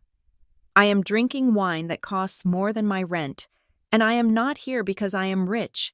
I am here because Deirdre respects me. She treats me like a queen. She treats all of us. She swept her hand to include the room, like we matter. Patricia opened her mouth, but no sound came out. You are standing there, Martha said, her voice hardening just a fraction, expecting me to save you, expecting me to be the loyal little dog that comes running when you whistle. Martha shook her head slowly. I am not your dog, Patricia. And looking at you now standing there in the cold, screaming and lying, I realized something. Martha took a deep breath. You are the one who is poor. You have no kindness. You have no grace. You have no loyalty. Martha lifted her chin. You don't belong here. Patricia, this is a celebration of women who build each other up. You spent your whole life tearing your daughter down. You are not welcome at this table. The words landed like physical blows. I saw my mother flinch with each sentence. This was the nightmare she had never anticipated. She could handle my anger. She could dismiss it as teenage rebellion. But to be rejected by the peasants, to be looked down upon by the woman she had spent decades sneering at, it shattered her. The illusion of her superiority, the glass house of her ego, didn't just crack. It vaporized. Martha, she whimpered, her voice small and broken. Go home, Patricia, Martha said softly. She turned her back on my mother and walked back to her seat. The room remained silent. 200 people watched my mother stand there, stripped naked of her pretenses. Clarissa, who had been cowering behind Arthur, suddenly gasped. It wasn't a gasp of sympathy, it was a gasp of terror. She was holding her phone. She had been staring at it, likely waiting for Blake to text back, waiting for him to tell her that this was all a mistake, that he was rich and powerful and would come save them. But the text she received was not a rescue. Clarissa's face turned the color of old paper. She looked up at me, her eyes wide with a fear that transcended social humiliation. This was the fear of survival. She grabbed her mother's arm, digging her nails into the trench coat. Mom, Clarissa hissed, her voice trembling violently. Mom, we have to go. Patricia was catatonic, staring at Martha's back. But she... Mom, Clarissa shrieked, yanking her arm. We have to leave. Right now. Why? Arthur asked, blinking confusedly. Clarissa held up her phone. Her hand was shaking so hard the screen was a blur. But I didn't need to read it. I knew exactly what it said. I had instructed Silas to have the dossier sent to Blake's encrypted email 5 minutes ago, with a simple subject line, "The audit has begun." It is Blake, Clarissa whispered, her voice strangled. He just texted me. He says, what are you doing at Deirdre's house? Get out of there. Leave immediately. If you anger her, if you make her file that report, I am going to federal prison. Come home and shut your mouth before you destroy us. Clarissa looked at me. For the first time in her life, she didn't look at me with jealousy or condensation. She looked at me with the terrifying realization that I held the guillotine blade over her neck. "Deirdre," Clarissa choked out. "Please, we are leaving. We are going." She dragged her mother. Patricia stumbled, her legs barely working, her eyes still fixed on the warm, golden light of the ballroom she was barred from. "Arthur, move!" Clarissa screamed at her father. They began to retreat. It was a chaotic, shuffling rout. They backed away toward the open doors of the atrium, toward the snow and the cold and the ruin awaiting them in Connecticut. I stepped forward. "Wait," I commanded. They froze. Clarissa looked like she was about to faint. I walked to the threshold of the atrium. I stood between the warmth of my party and the cold of their reality. "One last thing," I said. I looked at each of them. I etched this moment into my memory, not with joy, but with the finality of closing a book that I had hated reading. "Do not think you can go home and spin a story about this," I said. "Do not think you can tell your friends you decided to leave because the party was tacky. Do not think you can lie your way out of this." I pointed to the floor beneath my feet. "This is not just a house. This is the headquarters of Vanguard Solutions. Every inch of this property is monitored. Every word you said has been recorded. Every lie you told is archived." I lowered my hand. "You are not just uninvited guests," I said, my voice cold and absolute. "You are now classified as hostile entities." I looked at Patricia, whose eyes were hollow. "You are blacklisted," I declared. "From this estate, from my offices in the city, and from my life." I signaled to the guards at the door. "Escort them off the premises," I ordered. "And if they stop their car before they reach the county line, call the sheriff. Let's go." "Mom," Clarissa sobbed, pulling Patricia out into the biting wind. "Please, just walk." They stumbled out into the snow. The heavy doors of the atrium began to close, cutting off the sight of their retreat. I watched the gap narrow. I saw my father's slumped shoulders. I saw Clarissa's terrified sprint to the car. And I saw my mother, looking back one last time, her face a mask of total, absolute loss. She wasn't mourning the relationship. She was mourning the status. She was mourning the realization that she had bet on the wrong horse, and now she had to walk home in the stable muck. The doors clicked shut. The lock engaged with a solid, metallic thud. Silence returned to the atrium. I stood there for a moment, breathing in the quiet. It was over. The tumor had been excised. I turned around. Silas was standing there, his face unreadable, but his eyes warm. Elena gave me a small, sharp nod of approval. I walked back toward the ballroom. The music started up again, a slow, soulful jazz number. I walked through the open doors. Aunt Martha looked up from her conversation. She saw me. She didn't ask what happened. She just smiled and raised her glass. I picked up my water, walked over to her table, and sat down. "Now," I said, my voice steady and light, "tell me more about those roof repairs. Aunt Martha, I think we can upgrade you to slate." The departure of my family was not the dramatic, screaming exit they probably imagined in their heads. It was quiet. It was clinical. It was the crushing banality of legal procedure. I watched from the warmth of the vestibule as Silas and the security detail escorted them to their car. There was no rough handling. There were no hands on shoulders. My team simply formed a perimeter, a moving wall of silence that guided Patricia, Arthur, and Clarissa toward the silver Mercedes. It was the kind of professional detachment one sees when Secret Service agents move a compromised asset. It stripped them of their last shred of dignity because it denied them the reaction they craved. They were not being thrown out like martyrs. They were being removed like expired inventory.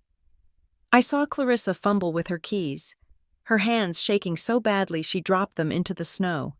One of my guards, a man named Henderson, bent down, picked them up, and handed them to her. He didn't sneer. He didn't smile. He just did his job.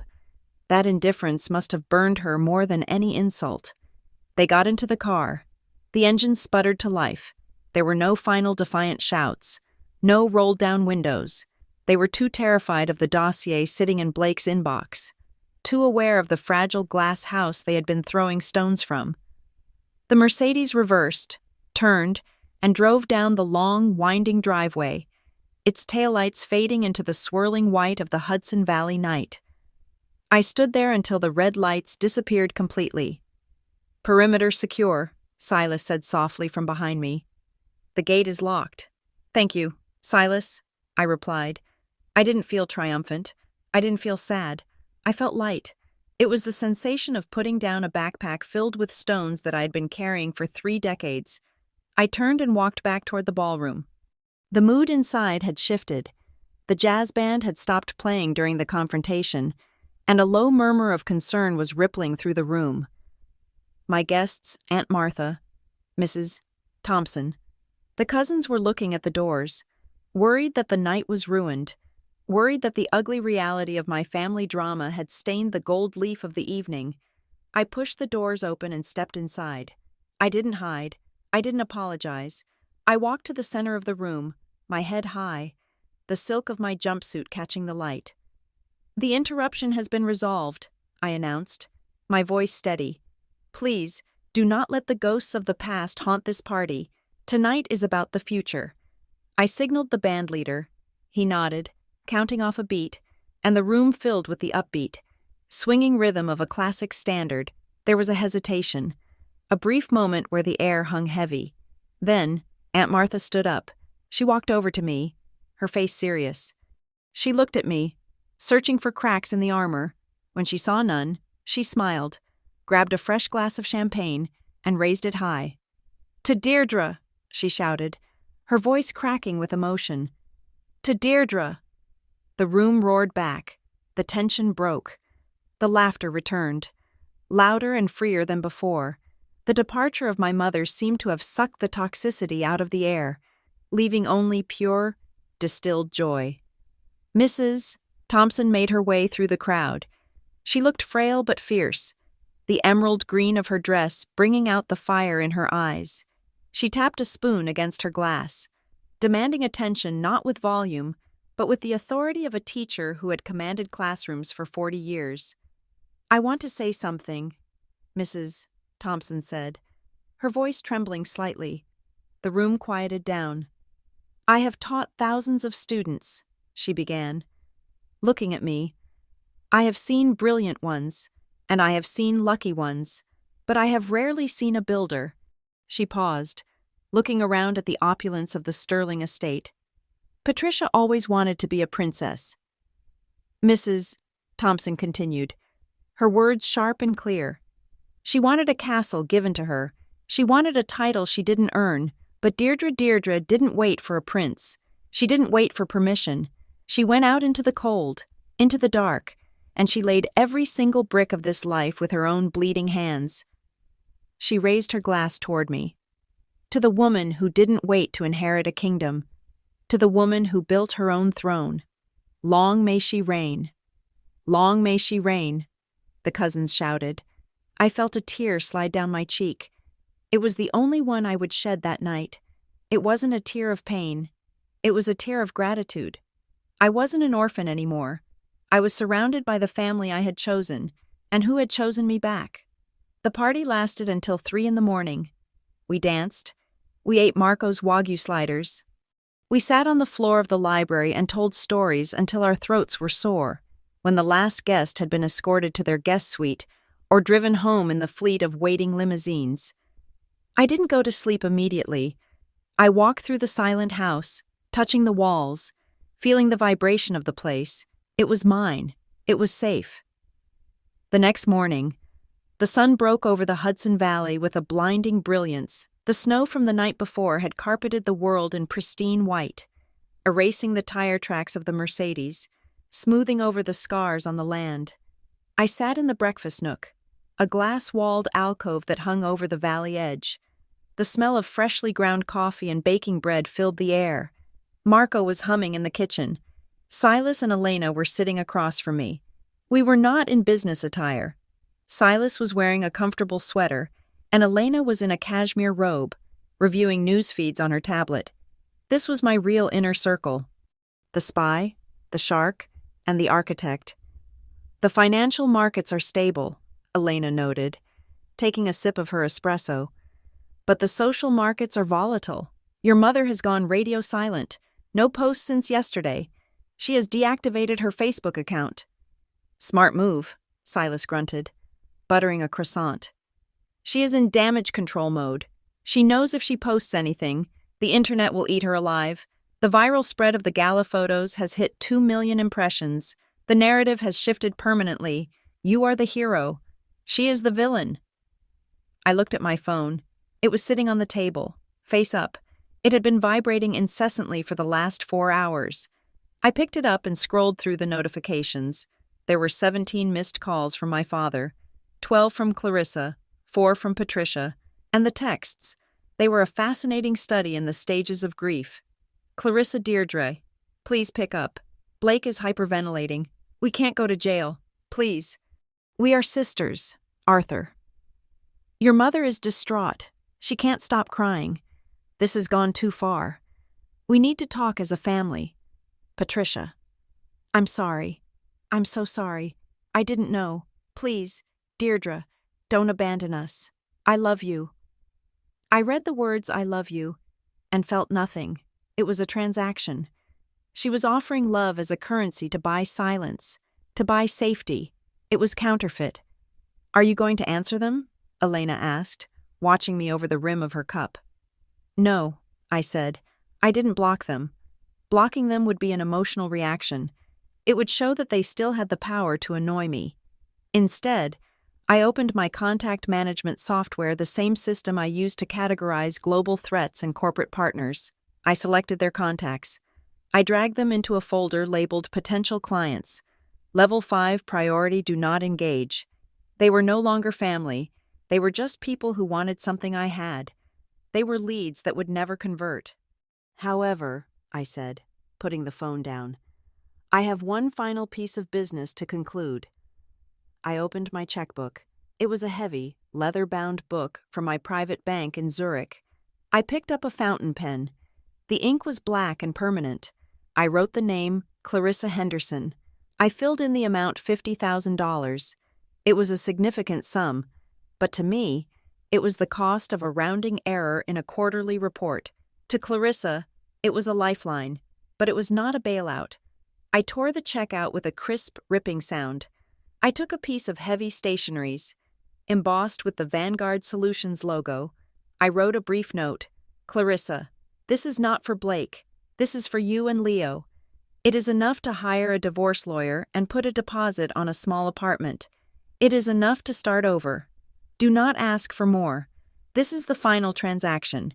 If you stay with him, you sink with him. If you leave, you have a chance to be the mother Leo deserves. Stand on your own feet. It is the only way you will ever be tall enough to look me in the eye again. Deirdre. I slid the check and the note into an envelope and sealed it with wax. Silas, I said, sliding the envelope across the marble table. Have this couriered to her house. Require a signature from Clarissa only. Do not let Blake touch it. Consider it done, Silas said, pocketing the envelope. You are generous, Elena murmured, after what she said to you, after the years of mockery. I am not generous, I corrected her. I am pragmatic. If she stays with Blake, she becomes a co-conspirator in his fall. Leo becomes a casualty. I am buying the boy a chance. What Clarissa does with it is her test. I stood up. I am going to the office.